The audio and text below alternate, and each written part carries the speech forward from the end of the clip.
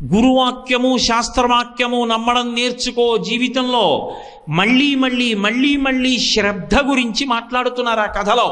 తప్ప నీ ఇష్టం వచ్చినట్టు ప్రవర్తించవద్దు, నేను ఇలాగే చేస్తానని చెయ్యవద్దు. ప్యాంటు చొక్కాతో చెయ్యకు, చక్కగా పంచకట్టుకో, చొక్కా తీ, బనీన్ తీ, ఉత్తరీయం వేసుకో. పురుషుడు వ్రతం చేసేటప్పుడు, ఈశ్వరారాధన చేసేటప్పుడు గుండెలు కనపడాలి ఈశ్వరుడికి. అలా కూర్చుని చెయ్యి తప్ప అలా చెయ్యవద్దు, అది దోషభూయిష్టం. ఎందుకు అలా చేస్తావు? అది తీసేయడంలో నీకు అభ్యున్నతి ఉన్నది. అది నిన్ను కాపాడుతుందా? కాపాడదు. ఎలా శాస్త్రము పలికిందో అలా చేసిన నాడు నీకు అభ్యున్నతి కలుగుతుంది. శ్రద్ధ అన్న మాట మీద ఊంచుకుంటోంది కథ అన్నది మీరు గమనించాలి అక్కడ. అది కేవల కథ కాదు, వేదాంతర్గతమైన ఎన్నో విషయములకు ఆటపట్టు సత్యనారాయణ స్వామి వారి వ్రత కథ.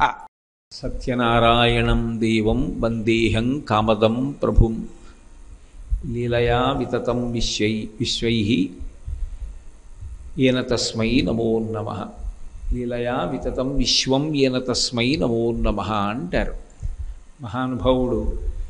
ఈ సమస్త బ్రహ్మాండములను కూడా లీలగా సృష్టించి స్థితియందు నిర్వహించి చిట్ట చివర మహాప్రళయమునందు తనలో కలుపుకోగలిగినటువంటి సృష్టికర్త, స్థితికర్త, ప్రళయకర్తల యొక్క సమాహార స్వరూపమైనటువంటి పరబ్రహ్మము రాశీభూతమై నిలబడితే అదే శ్రీ వీరవేంకట సత్యనారాయణ స్వామివారి యొక్క మూర్తిగా ఆవిర్భవించింది.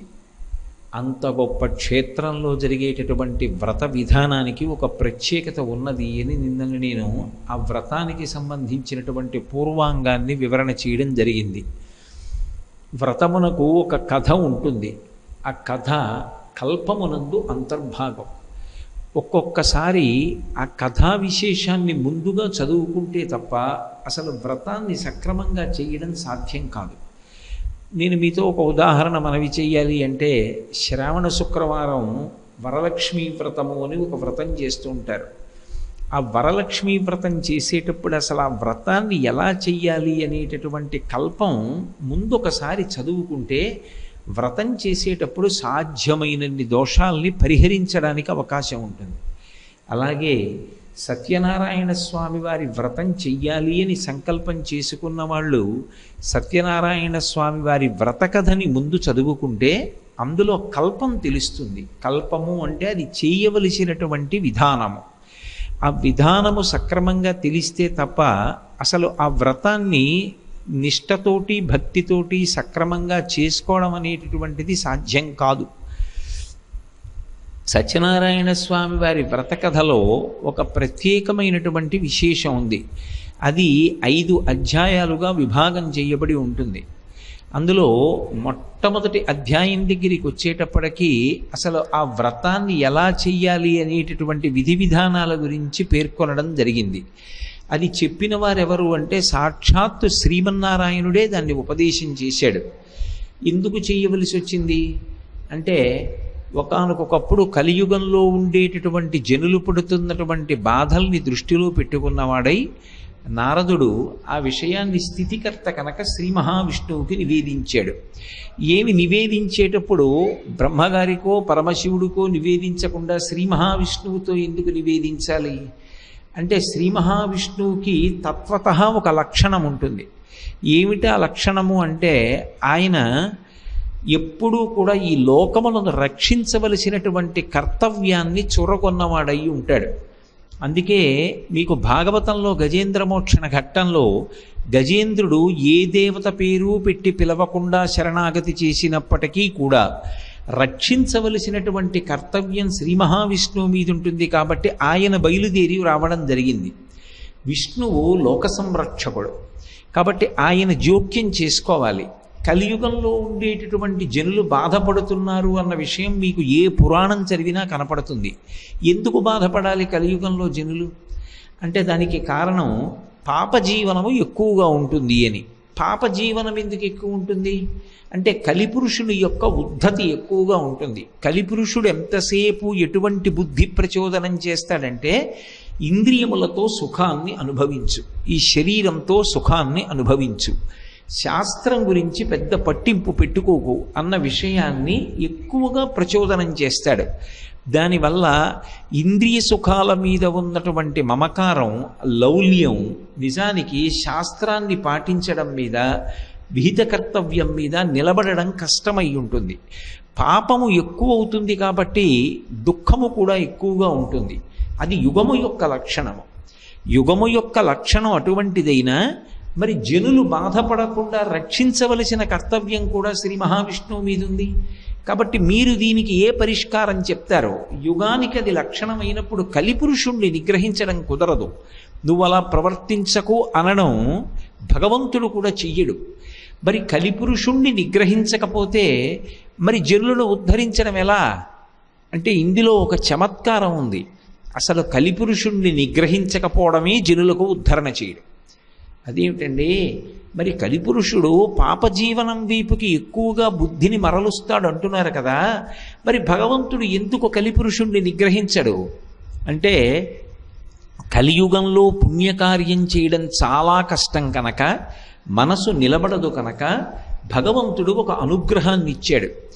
కలియుగంలో త్రికరణ శుద్ధిగా అంటే మనస్ఫూర్తిగా ఒక మంచి పని చెయ్యాలని సంకల్పం చేశాడు అనుకోండి, ఆయన ఆ పని చేసేశాడు అని ఖాతాలో వేస్తారు.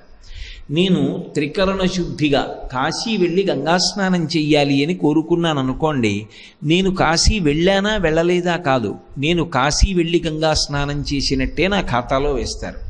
అలా వేస్తారు కదా అని ఏదో పైకి మాట అనుకుంటే సరిపోదు. త్రికరణ శుద్ధిగా మనసులో సంకల్పం చేస్తే ఆయన ఆ కార్యం చేశాడన్న పుణ్యాన్ని ఖాతాలో వేస్తారు. కలిపురుషుడి వలన పాపజీవనం ఎంతుంటుందో పుణ్య సముపార్జనకి అంత అవకాశం కూడా ఉంటుంది. కలిపురుషుడి ఉద్ధతి ఎక్కువ ఉంటుంది కాబట్టి కలియుగంలో సంకల్పం ఒక్కటి గట్టిగా చేస్తే చాలు, దాని వలన పుణ్యం వస్తుంది అన్నారు. అందుకే కలిపురుషుణ్ణి పరీక్షిత్ నిగ్రహించలేదు భాగవతంలో. కానీ మరి ఈ యుగంలో పాపములు ఎక్కువగా ఉండి దాని వలన దుఃఖం అనుభవిస్తుంటే ప్రజలని సంరక్షించవలసినటువంటి కర్తవ్యం సహజ సిద్ధంగా ఉన్నటువంటి విష్ణువు అనుగ్రహించాలి కదా. అందుకు అడిగాడు నారదుడు శ్రీ మహావిష్ణువుని. అడిగితే విష్ణువు ఒక మాట చెప్పారు. కలియుగంలో సత్యనారాయణ వ్రతము అనబడేటటువంటి వ్రతం ఒకటి ఉన్నది. ఆ వ్రతము బహుగోప్యము, రహస్యము. అది ఇప్పటిదాకా లోకంలో నానుడిలో లేదు. ఆ వ్రతాన్ని ఎవరైనా ఆచరిస్తే వారికి భగవంతుని యొక్క అనుగ్రహము కలుగుతుంది. అనుగ్రహము కలిగినటువంటి కారణం చేత దుఃఖమునకు కారణమైనటువంటి ప్రతిబంధ స్వరూపమైనటువంటి పాపము తొలగుతుంది. తొలగి ఈశ్వరానుగ్రహం చేత వాళ్ళు అనుకున్నటువంటి అవసరాలు ఏ ఉన్నాయో ఆ అవసరాలు సిద్ధిస్తాయి. దాని వలన మనశ్శాంతి పొందుతాడు. తత్రాపి భక్తి పరిపుష్టమై పునఃపునః సత్యనారాయణ స్వామి వారి యొక్క వ్రతాన్ని అనుష్ఠించినటువంటి కారణం చేత చిత్తశుద్ధి కలిగి ఆ చిత్తశుద్ధి జ్ఞానమును పొందడానికి కారణమై ఆ పొందినటువంటి జ్ఞానము మళ్ళీ పుట్టవలసిన అవసరం లేని మోక్షమునకు కూడా కారణమవుతుంది. అందుకే సత్యనారాయణ స్వామి వారి వ్రతము ఇహము నుండి పరము వరకు కూడా కలియుగంలో ఒక మహాద్భుతమైనటువంటి ఉపకరణము. దీన్ని ఎలా చెయ్యవలసి ఉంటుంది అని అడిగాడు నారద మహర్షి. అడిగితే సాక్షాత్ భగవానుడే దానిని చెయ్యవలసినటువంటి విధి విధానాన్ని చెప్పాడు. పౌర్ణమి తిథి కానీ, ఏకాదశి తిథి కానీ, లేదా రవి సంక్రమణముల యందు కానీ, అంటే సూర్యుడు రాశి మారుతున్నప్పుడు రవి సంక్రమణముల యందు కానీ, విశేషమైనటువంటి దుఃఖము కలిగినప్పుడు కానీ, ఏదైనా వివాదము సంభవించినప్పుడు కానీ, మనసు ఆర్తి పొందినప్పుడు కానీ ఈ వ్రతాన్ని చెయ్యవచ్చు. అంటే యథార్థమునకు దేశము కాలము అని రెండుగా విభాగం చేస్తారు. ఎప్పుడైనా ఏదైనా చెప్పాలి అంటే ఇలా చెయ్యండి అని చెప్పాలంటే రెండిటినీ దృష్టిలో పెట్టుకోవాలి. ఎక్కడ చెయ్యాలన్నది చెప్పాలి, ఎప్పుడు చెయ్యాలన్నది చెప్పాలి, ఎలా చెయ్యాలన్నది ఈ రెండిటిలోకి కలుస్తుంది. అది త్రివేణి సంగమం. ప్రధానమేది అంటే దేశకాలములు. దేశకాలానువృత్తిశ్చనయశ్చ నయ పండిత అంటారు రామాయణంలో. దేశము కాలము చెప్పకపోతే అది పూర్ణత్వాన్ని పొందదు. అందుకే ఆయన కాలము గురించి చెప్పాడు. పౌర్ణమి ప్రసిద్ధి, ఏకాదశి, రవి సంక్రమణములు, వీటి యందు ప్రత్యేకించి వ్రతం చెయ్యవచ్చు. ఏదో వివాదం తటస్థించింది, వివాదమునందు జయము కలగాలని కోరిక కలిగింది, ఈ వ్రతం చెయ్యవచ్చు. మనసు ఆర్తి పొందింది, ఏదో భగవత్ సంబంధమైన ఒక వ్రతం చెయ్యాలన్న కోరిక కలిగింది, ఈ వ్రతాన్ని అనుష్ఠించవచ్చు. సత్యనారాయణ స్వామి వారి వ్రతానికి ఉన్నటువంటి విశేషం ఏమిటంటే దీనికి అధికార భేదాన్ని ఇవ్వలేదు. అన్ని వర్ణముల వారు కూడా ఈ వ్రతాన్ని చేసుకోవచ్చు. ఎందుచేత భగవానుడు అంత గొప్ప సౌకర్యాన్ని కల్పించాడంటే కలిపురుషుని యొక్క ఉద్ధతి నుంచి తప్పుకోవడానికి అందరికీ సమానాధికారాన్ని కట్టబెట్టాడు. ఇది వేదం ఎవరికి విషయంలో ఇచ్చింది అంటే ఒక్క గోపూజ విషయంలో ఇచ్చింది. బ్రహ్మచారి కానీ, గృహస్థు కానీ, వానప్రస్థు కానీ, సన్యాసి కానీ ఎవరైనా చేసి తరించగలిగినటువంటి పూజ గోపూజ.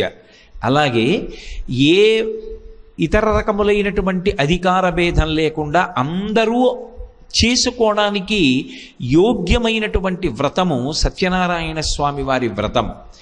కాబట్టి నిజానికి కేవలము భక్తితో కాలము కలిసి వస్తే, అంటే నాకు ఇప్పుడు ఏమి ఆర్తితో కాదు, పౌర్ణమిని నేను సద్వినియోగం చేసుకోవాలనుకుంటున్నాను అనుకున్నాడు అనుకోండి, అప్పుడు పౌర్ణమి నాడు చేసుకుంటారు.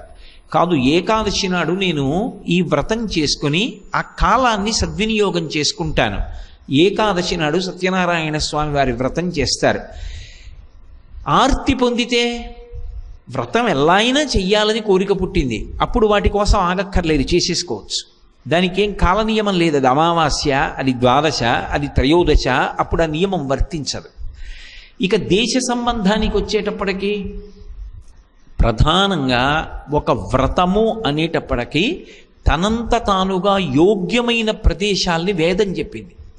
యజ్ఞం చెయ్యడానికి కానీ, వ్రతం చేయడానికి కానీ అత్యంత శ్రేష్టమైనటువంటి ప్రదేశములుగా, పరమ పవిత్రములైనటువంటి ప్రదేశములుగా చెప్పబడినటువంటివి 3 ఉన్నాయి లోకంలో.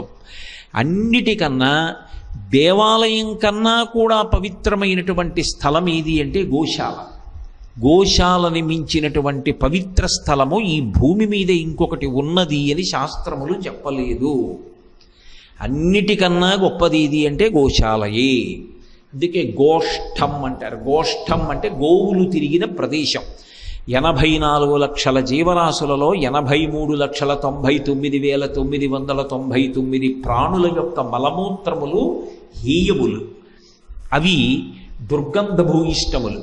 కానీ ఒక్క గోవు యొక్క మలమూత్రములు పరమ పవిత్రములు. ఎక్కడ గోవు యొక్క మలము మూత్రము పడ్డాయో అక్కడ పెరిగినటువంటి దర్భల్ని తీసుకొచ్చి యజ్ఞంలో వాడమని వేదం చెప్తోంది. గోవు తిరుగాడినటువంటి ప్రదేశము అంటే అంత పరమ పవిత్రం. గోష్ఠం అంటే గోవులు తిరిగిన ప్రదేశం. రెండోది ఎప్పుడూ భగవత్ సంబంధమైనటువంటి మాటలు మాట్లాడేటటువంటి నోరు. నోటి యందు నివాసం ఉండడం అనేటటువంటి ప్రశ్న రాదు.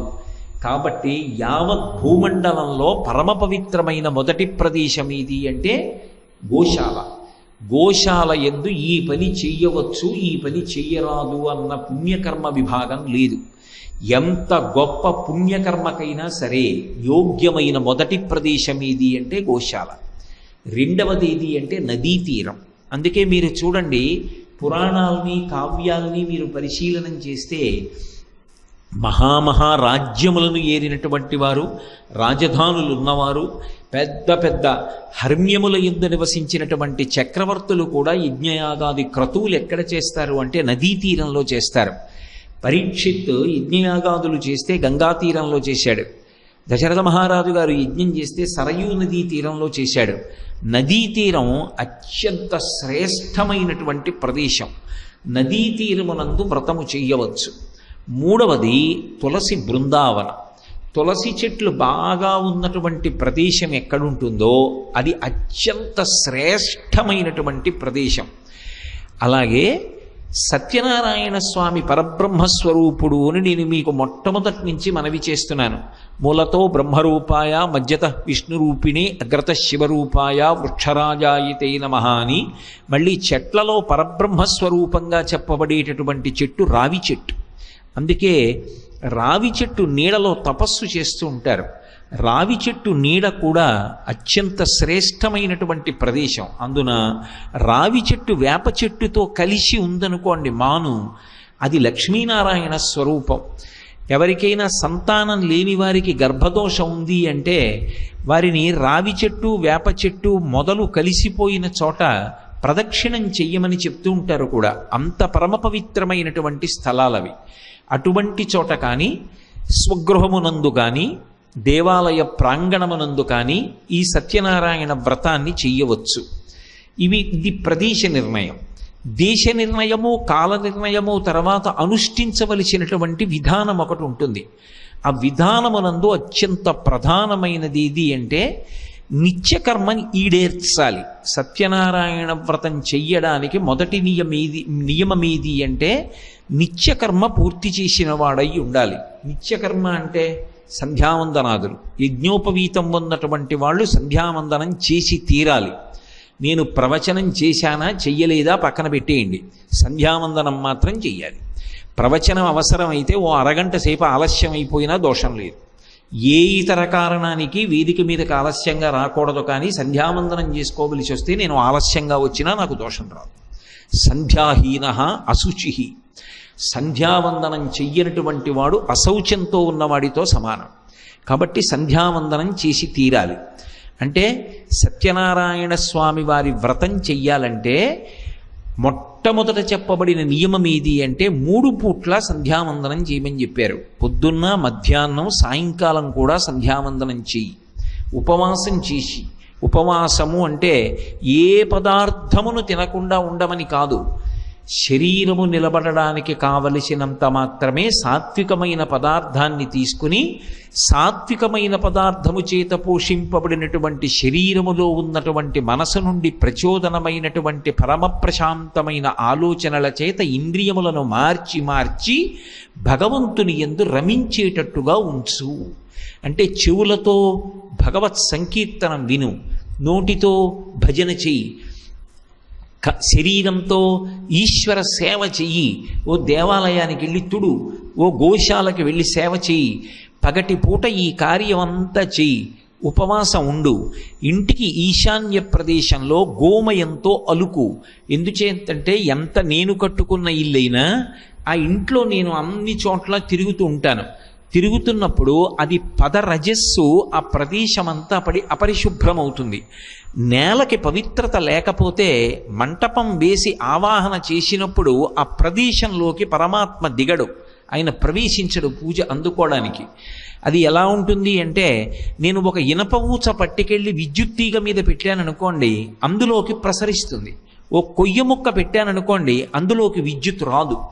అలాగే శబ్దశక్తి చేత మంత్రం చెప్పి భగవంతుణ్ణి ఆవాహన చేసిన మీరు మంటపం వేసే దగ్గర ఉన్నటువంటి భూమి శుద్ధి కాకపోతే అక్కడికి ఈశ్వర విభూతి ప్రవేశించదు. భూమిని శుద్ధి చెయ్యడానికి గోమయం వినా అసలు ఏ పదార్థము కూడా లోకంలో చెప్పబడలేదు. గోమయం అంటే ఆవు యొక్క పేడ. దాన్ని కొద్దిగా తీసుకొచ్చి ఎక్కడ వ్రతం చేద్దామనుకుంటున్నారో ఆ ప్రదేశాన్ని అలకాలి. అలా అలికితే భూమి శుద్ధవుతుంది. భూమి శుద్ధైన తరువాత దాని మీద వస్త్రం వెయ్యాలి, కొత్త వస్త్రం. అది అంచు కలిగినటువంటి వస్త్రం అయి ఉండాలి. అంచు లేని వస్త్రము మంగళప్రదము కాదు. అందుకే ఆయుర్దాయకారకమైనటువంటిది ఏది అంటే అంచు కలిగిన బట్ట. మనకి చూడండి, ఇంట్లో శుభకార్యం అయిందనుకోండి, బట్టలు పెడుతూ ఉంటారు. ఎందుకు బట్టలే పెడుతూ ఉండాలి? బట్టలు పెట్టడం మానేసి ఇంకేమైనా బహుమానాలు ఇవ్వకూడదా? కాదు. వస్త్రాన్ని అంచు కలిగినటువంటి బట్టని ఉత్తరీయం వేసుకుని ఇచ్చినా, ఉత్తరీయం వేసుకుని పుచ్చుకున్నా అది ఇద్దరికీ ఆయుర్దాయకారకం. అందుకే వస్త్రం ఇవ్వడం అనేటటువంటిది ఎప్పటి నుంచో సంప్రదాయంగా ఉంది. ఇంటికి ఎవరైనా పెద్దలు వచ్చారనుకోండి, బట్టలు పెడతారు. ఏదో పెళ్ళి అవుతోందనుకోండి, బట్టలు పెడతారు. బావమరిది వ్రతం చేసుకుంటున్న బావగారికి బట్టల జత ఇస్తాడు. పీటల మీద ఆశీర్వచనం పొందే ముందు బావమరిది పెట్టినటువంటి అంచు కలిగిన బట్ట కట్టుకుని వచ్చి ఉత్తరీయం 2 వైపులా కలిపి పట్టుకుని అక్షతలు తీసుకుని ఆశీర్వచనాన్ని పొందుతారు. ఎందుకంటే బావమరిది బ్రతక కోరుతాడు అని శాస్త్రంలో. బావమరిది ఎప్పుడు బావగారు బ్రతికుండాలి, మా చెల్లెలు 10 కాలాలు పసుపు కుంకాలతో ఉండాలని మనస్ఫూర్తిగా కోరుకుంటాడు. అందుకే ఆయన ఇచ్చిన బట్ట లేదా మామగారు ఇచ్చిన బట్ట కట్టుకుని పీటల మీద ఆశీర్వచనం అందుకుంటారు. కాబట్టి ఆ బట్టకి ఒక ప్రాముఖ్యత ఉంది. వేదంలో ఆ వస్త్రములో ఉండేటటువంటి ప్రతి దారపు పోగుని కూడా దేవతలు ఆవహించి ఉంటారు. అందుకే స్నానం చేసినటువంటి బట్ట కిందకి విడిచిపెట్టేసినప్పుడు దాన్ని కాలుతో తొక్కకూడదు, బండకేసి కొట్టకూడదు. ఆ బట్ట పిడిచి ఆరయ్యాలి. సంప్రదాయ శిష్యులు ఉన్నారనుకోండి, వాళ్ళ ప్రథమ కర్తవ్యం ఏమిటి అంటే గురువుగారు స్నానానికి వెడుతున్నప్పుడు గురువుగారు స్నానానంతరం కట్టుకోవలసినటువంటి పొడి బట్ట పట్టుకెళ్ళాలి. గురువుగారు స్నానం చేసి విడిచిపెట్టినటువంటి బట్ట పిడిచి ఆరయ్యాలి. మీరు రామాయణం చదివితే అసలు ప్రారంభం ఎక్కడ అంటే వాల్మీకి మహర్షి వెనక శిష్యుడు అనుగమించి నదీ స్నానానికి వెడుతున్న ప్రక్రియని వర్ణిస్తారు. శిష్యుడు అంటే గురువును అలా అనుగమించి వెళ్ళాలి, అది శుశ్రూష. కాబట్టి శిష్యుడు పక్కన ఉంటాడు, ఉండి ఎప్పుడూ కూడా సేవిస్తూ ఉంటాడు. ఆ స్నానం చేసేటప్పుడు బట్ట కట్టుకుని స్నానం చేయాలి. అన్నిటికన్నా ప్రధాన నియమం ఏమిటో తెలుసా? ఒక వ్రతం చేసేటటువంటి రోజున ఒంటి మీద బట్టలేని స్నానం చేసి రాకూడదు. ఇది భాగవతంలో కాత్యాయని వ్రత సందర్భంలో కృష్ణ పరమాత్మ చెప్తారు. వ్రతములు చేయుచు నొక్కమారైన యవ్వారిన్ విచారించినన్ వ్రతభంగంబులు మానునట్టి వరదున్ వామాక్షులు ఇక్షించియున్ గత చేలా ప్లవనంబు నేడు వ్రతభంగం బంచు చింతించి నిష్ఠతోన్ అంటారు. వాళ్ళందరూ కూడా పరమనిష్టతో రెండు చేతులెత్తి గోవిందుడికి నమస్కారం చేశారు. కాత్యాయనీదేవి కళ్ళచేయుటే కాక ఈ రీతి నోచువారు ఎందుకలరు అని అడిగాడు. మీరు వ్రతం చేద్దామని వచ్చి ఒంటి మీద బట్ట లేకుండా స్నానం చేస్తున్నారా? జలములకు అధిదేవత అయినటువంటి వరుణుడి యొక్క ఆగ్రహాన్ని పొంది వచ్చిన తరువాత ఇక వ్రతము సిద్ధించదు. అందుకే వ్రతముల్ చేయుచునొక్కమారైన యవ్వారిన్ విచారించినన్ వ్రతభంగంబులు మానునట్టి వరదున్ వామాక్షులు ఇక్షించియున్ గత చేలా ప్లవలంబు నేడు వ్రతభంగంబంచు చింతించి పాల తటన్యస్త కరాబ్జలై సరసలీలన్ మృక్కిరట్లందరున్. అందుకే ఏదైనా వ్రతాన్ని ప్రారంభం చేసే ముందు ఒక్కసారి గోవిందా గోవిందా అని మొదలుపెట్టాలి. గోవిందేతి సదాస్నానం. దానికి పూర్వాంగంలో ఉన్న దోషములన్నిటినీ కూడా కడుగుతుంది గోవిందనామం. ఒకసారి గోవిందనామం చెప్పి అప్పుడు ప్రారంభం చెయ్యాలి. అక్కడ భూమిని అంతటినీ కూడా గోమయంతో అలుకుతారు వ్రతం చేసే చోట. అలా అలికితే భూమి శుద్ధవుతుంది. అప్పటి వరకు భూమి మీద ఏవైనా క్రిములు కానీ పాకినా మలమూత్ర విసర్జనం చేసినా నేనే నా పాదములతో తాడనం చేసినా భూమికి ఉన్నటువంటి దోషము తొలగి భూమి శుద్ధి అయి ఈశ్వరుడిని మంత్రశక్తి చేత పిలిచినప్పుడు ఆయన వచ్చి ఆ మంటపంలో ప్రవేశించడానికి యోగ్యతా సిద్ధి కలుగుతుంది. అందుకే మీరు చూడండి, ఎక్కడ వ్రతకల్పం చెప్పనివ్వండి గోమయంతో అలకండి అని చెప్తారు. నేను ఒకానొకప్పుడు ఆ గోకర్ణ క్షేత్రానికి వెళ్ళాను దర్శనానికి. నాతో మా గోపాలకృష్ణ గారు కూడా వచ్చారు. కొన్ని వందల మందిని కలిసి వెళ్ళాము. ఆ గోకర్ణ క్షేత్రంలో మాకు ఒక బ్రాహ్మణ గృహంలో భోజనాలు పెట్టారు. ఒక 50 మందికి భోజనాలు పెట్టిన తరువాత ఆ పంక్తిలో ఉన్న వాళ్ళందరూ లేచిపోయిన తరువాత విస్తళ్ళు తీసి గోమయం కలిపినటువంటి నీళ్లు తీసుకొచ్చి చిలకరించి తుడిచి మళ్ళీ తరువాతి వాళ్ళకి అన్నం పెట్టేవారు. నేను చాలా ఆశ్చర్యపోయి వాళ్ళని అడిగా, పంక్తి పంక్తికి ఎందుకమ్మా అలా అంత కష్టపడుతున్నారన్నాను.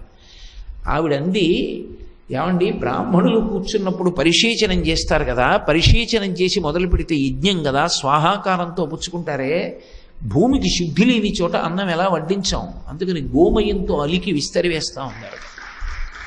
వాళ్ళ సంస్కారానికి నేను 2 చేతులు ఎత్తి నమస్కరించాను. అది మనకి శాస్త్రప్రోక్తం. ఒక వ్రతం చేస్తున్నాము అంటే ఎలా చెయ్యాలి అన్నది కల్పనలో ఉంటుంది. దాన్ని ఏదో యథాతథంగా చదవమని కాదు, ఆచరించడానికి చదవమని శాస్త్రాలు. కాబట్టి ఇంట వ్రతం చేస్తున్నప్పుడు గోమయంతో అలకాలి. ఒక దేవాలయ ప్రాంగణం ఎప్పుడూ పవిత్రమే. దేవాలయ ప్రాంగణానికి ఈ నియమాలన్నీ అన్వయం కావు. నేను చెప్తున్నది ఇంటి దగ్గర వ్రతం చేసినప్పుడు గోమయంతో అలికి దాని మీద వస్త్రం వేసి వస్త్రం మీద తండుల రాశి పోసి తండుల రాశి మీద కలశ ఉంచి ఆ కలశ ఉంచేటప్పుడు శక్తిని తక్కువ చేసుకుని చెయ్యకూడదు. ఎందుకంటే ఒక్క సత్యనారాయణ స్వామి వారి వ్రతంలో ఒక విశేషం ఉంది. అంతా అయిపోయిన తరువాత వ్రత మంటపాన్ని దానం చేసేయాలి బ్రాహ్మణుడికి. నేను ఇంటికొచ్చే వాళ్ళందరూ చూడాలని చెప్పి అష్టలక్ష్మి వెండి చెంబోట అక్కడ పెట్టి మంటపదానం చేసేటప్పుడు చెంబు తీసేసుకున్నాను అనుకోండి, అప్పుడు దోషం అవుతుంది వ్రతం. పెట్టమనేవాడు చెప్పాడు, దానం చేయకుండా చెంబు తీసేసుకోమని ఎవడు చెప్పాడు?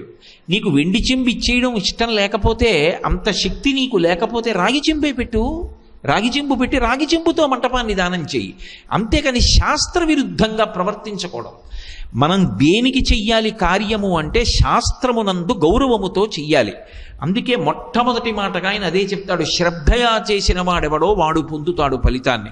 శ్రద్ధ అంటే శాస్త్రస్య గురువాక్యస్య సత్యబుద్ధ్యావధారణ సా శ్రద్ధ కడితా సిద్భి యయా వస్తూపలభ్యతే అంటారు శంకరాచార్యుల వారు. శాస్త్రము చెప్పిన మాట, గురువు చెప్పిన మాట సత్యములన్న పూనికతో చేసిన వాడెవడో వాడు పరమ ప్రయోజనాన్ని పొంది తీరుతాడు. కాబట్టి ఒక వస్త్రాన్ని పలిచి తండుల రాసి పోసి అందులో కలశ ఉంచి సత్యనారాయణ స్వామి వారి ప్రతిమను ఉంచాలి. అందరూ బంగారు కలశనే ఉంచక్కర్లేదు, మన శక్తిని బట్టి. ఒకరు బంగారు కలశ ఉంచవచ్చు, ఒకరు వెండి కలశ పెట్టచ్చు, ఒకరు రాగి కలశ పెట్టచ్చు. శాస్త్రం ఎంత కింద వరకు వచ్చేస్తుంది అంటే, ఒకవేళ నీకు అంత లేకపోతే మట్టి కలశ పెట్టు అంటూ. నువ్వు చెయ్యడం ప్రధానం, నీకు నమ్మకం ఉండడం ప్రధానం తప్ప ద్రవ్యం ఇలాగే ఉండాలని ఎవ్వరినీ ఆపదు. అందుకే మన ధర్మానికి ఒక ప్రత్యేకమైన పేరుంది, సార్వభౌమిక మతము అని ఒక పేరు. చాలామంది సార్వభౌమిక మతము అంటే ఏమనుకుంటారంటే ఇది సార్వభౌమత్వము కలిగినది అనుకుంటారు. అది కాదు దాని అర్థం. సర్వభూమికల యందున్న వారిని ఉద్ధరించున్నది అని దాని అర్థం. ఒకడు మహదైశ్వర్యవంతుడు ఉంటాడు, ఒకడు నిర్ధనుడు ఉంటాడు. కానీ ఇద్దరినీ పక్కపక్కనే కూర్చోబెట్టి వ్రతం చేయించవచ్చు. వాడు మట్టి పిడత పెట్టి చేశాడు, ఈయన బంగారు పాత్ర పెట్టి చేశాడు.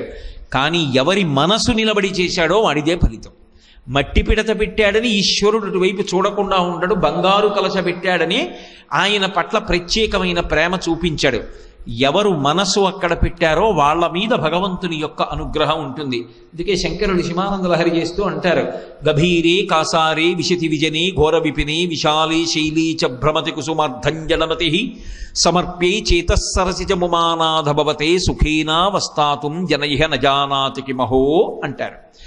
ఒకవేళ ఏమండి మాకు యజ్ఞోపవీతం లేదు, మేము సంధ్యావందనం చేసే అధికారం లేదు, అప్పుడు మేమేం చెయ్యాలి? ఇంటి దగ్గర వ్రతం చేస్తున్నప్పుడు పగల ఉపవాసం ఉండి సాయంకాలం వ్రతం చెయ్యాలంటే, అంటే ఎవరికి ఉపనయనం లేదో, ఎవరు సంధ్యావందనం చేయరో వాళ్ళు దేనికి తక్కువ అని శాస్త్రం చెప్పలేదు.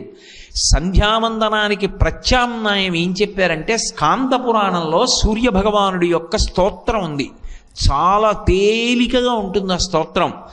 అందరూ కూడా ఆ స్తోత్రాన్ని చదవాలి. మా కాకినాడ పట్టణంలో ఎప్పుడైనా మేమందరం యాత్రకు వెడితే ఉపనయనం చేసుకున్న వాళ్ళు, సంధ్యావందన అధికారం ఉన్నవాళ్ళు సంధ్యావందనం చేస్తారు. సంధ్యావందనం చేసేటటువంటి అధికారం లేని వాళ్ళందరూ సూర్యభగవానుణ్ణి స్తోత్రం చేస్తారు స్కాందపురాణాంతర్గతమైనటువంటి స్తోత్రంతో. దాని చేత వాళ్ళు కూడా సంధ్యావందనం చేసినటువంటి సిద్ధినే పొందుతారు. ఎక్కువ ఉండదు, తక్కువ ఉండదు. ఎవరికి ఏది విధింపబడిందో అది చేస్తే అందరూ సమానులే. ఎవరెవరి శక్తిని బట్టి కిందకొచ్చి శాస్త్రం మినహాయింపులు ఇస్తుంది. నేను తిన్న ఆవకాయ అన్నం నా మనవడు తినలేడు, నా మనవడు తాగినట్టు సీసాలో పాలు కొద్దిగా తాగి నేను బ్రతకలేను. కానీ వాడికి పాలివ్వాలి, నాకు ఆవకాయ అన్నం పెట్టాలి.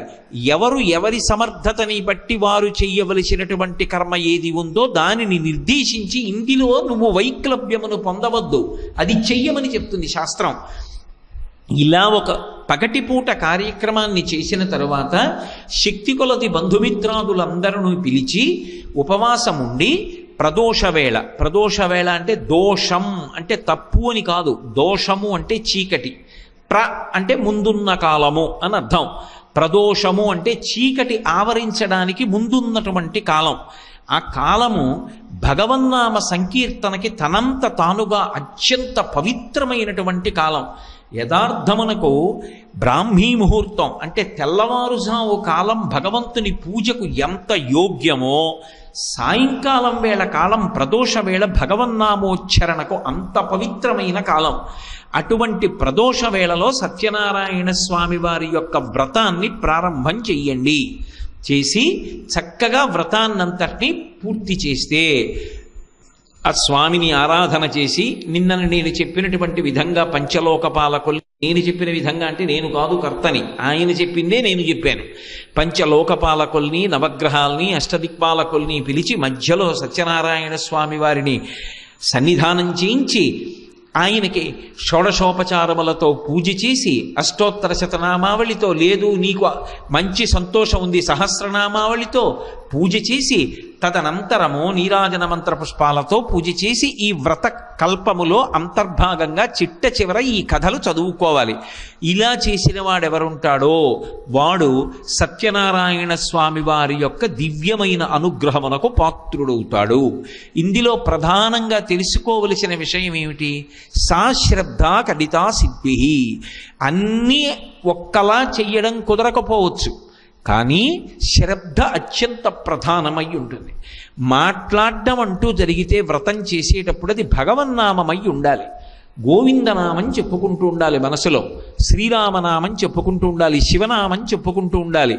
అంతేకాని అనవసరపు ప్రస్తావనలో పక్క వాళ్లతో మాట్లాడకూడదు.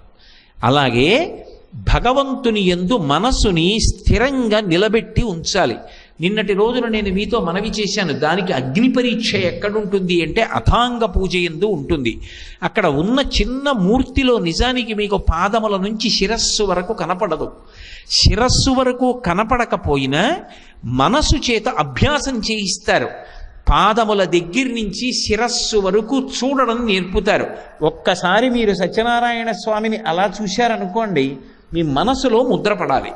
ఇలా కళ్ళు మూసుకున్నా కూడా నేను పాదముల మీద, ఆయన చీలమండల మీద, ఆయన యొక్క మోకాళ్ళ మీద, తొడవ మీద, నడువు మీద, పొట్ట మీద, గుండెల మీద, కంఠం మీద, ఆయన యొక్క ముఖం మీద, ఆయన యొక్క దంతముల మీద, ఆయన యొక్క భుజముల మీద, ఆయన యొక్క శిరస్సు మీద పూజ చేస్తే సర్వాణ్యంగాని పూజయామి అంటారు ఆఖరణ.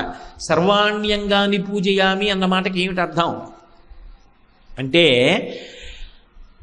అథాంగ పూజ అంటే అధ అంటే తర్వాత అంగ పూజ అని. అధ అని అనాలని నియమమేం లేదు, కానీ పూజలో అధ అంటే తర్వాత అంగ పూజ అంటాం. అంగ పూజ అంటే చాలు, అథాంగ పూజ అని అలవాటుగా ఎందుకంటామంటే అధ అన్న మాట తర్వాత అంటూ ఉండడం అలవాటైపో అథాంగ పూజ అంటాం. అధ అనక్కర్లేదు, అంగ పూజ అంటే చాలు.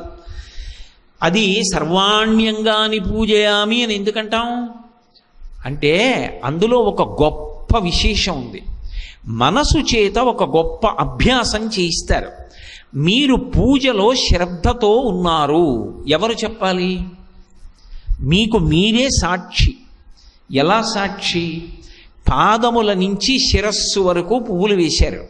తర్వాత మీరు దోసిటితో పువ్వులు పట్టుకుని ఆయన శిరస్సు నుంచి ఇలా పోశారనుకోండి, పువ్వు ఎంత వేగంగా పైనుంచి కిందకు పడిపోతుందో అంత వేగంగా పైనుంచి కిందకి మీరు చూసేయాలి.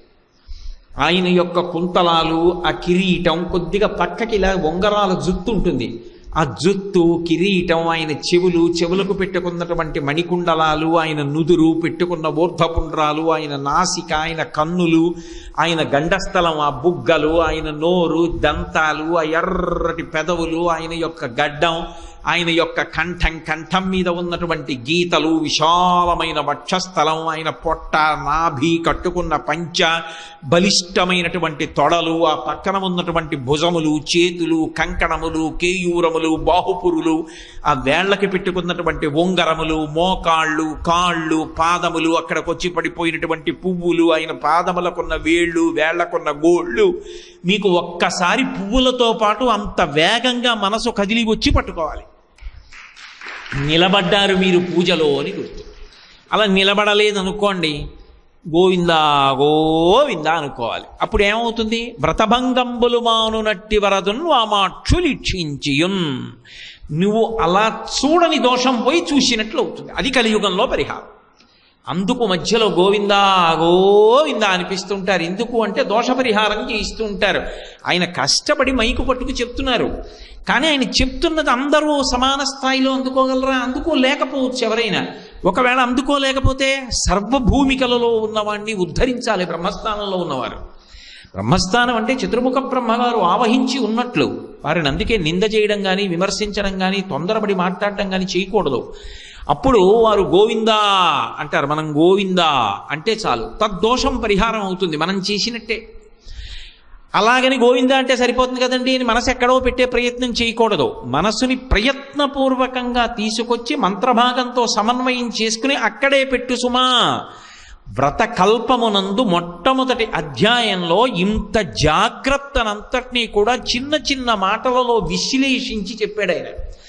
ఇది నువ్వు చెయ్యగలిగితే కలిపురుషుని యొక్క ఉద్ధతి వలన చేసినటువంటి పాపములు ప్రతిబంధకములై నువ్వు పడుతున్నటువంటి బాధలకు నివారణ కల్పించి నీకు సుఖము కలగడానికి కావలసినటువంటి వ్యవస్థని నేను ఏర్పాటు చేస్తాను. అక్కడతో ప్రథమాధ్యాయం అయిపోయింది. అంటే ఇప్పుడు కల్పాన్ని ఎంత గొప్పగా బిగిస్తున్నారో, ఎవరు దీన్ని మొట్టమొదట చెప్పినవారు? ఇలా చెయ్యండి ఈ వ్రతాన్ని ఎవరు చెప్పారు? సామాన్యుడైన వాడు చెప్పలేదు. ఇది సాక్షాత్తు ఈశ్వర ప్రోక్తము. దీన్ని చెప్పింది పరమేశ్వరుడు చెప్పాడు, శ్రీమన్నారాయణుడు చెప్పాడు. దేని చేత చెప్పాడు? పరమ దయతో చెప్పాడు. అరే వీళ్ళకు ఒక పరిష్కారం చెప్పకపోతే పాడైపోతారు. కలిపురుషుని యొక్క ఉద్ధతి వలన దోషభూయిష్టమైన జీవితాన్ని పొంది బాధలు పడుతున్నారే, వీళ్ళని నేను ఉద్ధరించాలి, కాబట్టి దానికి విరుగుడు చెప్తాను అని ఎలా చెయ్యాలో దేశకాలముల దగ్గర నుంచి మొట్టమొదట చెప్పాడు. చెప్పిన తరువాత ఇది చేసిన వాడెవరు? ఎవరో ఒకడు చేసి ఉండాలిగా మొట్టమొదట. ఎవరు చేసినవాడు? ఈ వ్రత విధానానికి సంబంధించిన కథలో ఒక అద్భుతం ఉంది. కొందరికి పేర్లు చెప్పారు, కొందరికి పేర్లు చెప్పలేదు. చెప్పడంలోనూ విశేషం ఉంది, చెప్పకపోవడంలోనూ విశేషం. మొట్టమొదటి అధ్యాయం పూర్తయి రెండో అధ్యాయం ప్రారంభం కాగానే ఈ వ్రతాన్ని చేసిన వాడెవరు అంటే ఒక బ్రాహ్మణుడు చేశాడు. ఒక బ్రాహ్మణుడు చేశాడు అన్నారు, ఆయన పేరు చెప్పలేదు. ఎందుకు చెప్పలేదు అంటే బ్రాహ్మణుడు ఎవరైనా సరే ఇటువంటి జీవనాన్ని పొంది ఉంటేనే. అందుకే సంతోషోహి ద్విజన్మనాం అంటారు వ్యాసుల వారు. అటువంటి లక్షణములతోనే ఉంటాడు బ్రాహ్మణుడు. కాబట్టి పేరుతో సంబంధం ఏమీ చెప్పం. కాబట్టి బ్రాహ్మణుడు చేశాడు. ఎందుకు చేశాడు అంటే ఆయన కాశీపట్టణంలో ఉండేవాడు. కాశీపట్టణంలో ఉండి నిర్ధనుడై పరమదరిద్రాన్ని అనుభవించి ఏ భోగభాగ్యాలు జీవితంలో అనుభవించకుండా చాలా కష్టపడుతున్నాడు. చాలా కష్టపడడం ఒకెత్తు, చాలా కష్టపడుతూ కూడా అసలు సుఖముల యందు ఏ విధమైనటువంటి అనురక్తి లేకపోవడం ఒకెత్తు. ఇది చాలా చాలా గంభీరమైన విషయం ప్రస్తావిస్తున్నాను సుమండి. నేను చాలా కష్టాలు పడుతూ కూడా సుఖమన్న దాని మీద వెంపర్లాట లేని వాళ్ళు కొంతమంది ఉంటారు. కుచేలుడు లాంటి వారు. కుచేలుడికి ఏమీ లేదు, కానీ ఆయనకి ఇది ఉండాలన్న కోరిక లేదు. బ్రహ్మజ్ఞాని. ఆయన ఎప్పుడూ కూడా దొరికిన దానితో తృప్తిపడి పరమ సంతోషంగా జీవనం చేసేస్తాడు. ఇంద్రియములను గెలిచినవాడు కుచేలుడు. అంటే సామాన్యుడు కాదు, మహానుభావుడని వర్ణించారు పోతన గారు. బ్రహ్మజ్ఞాని.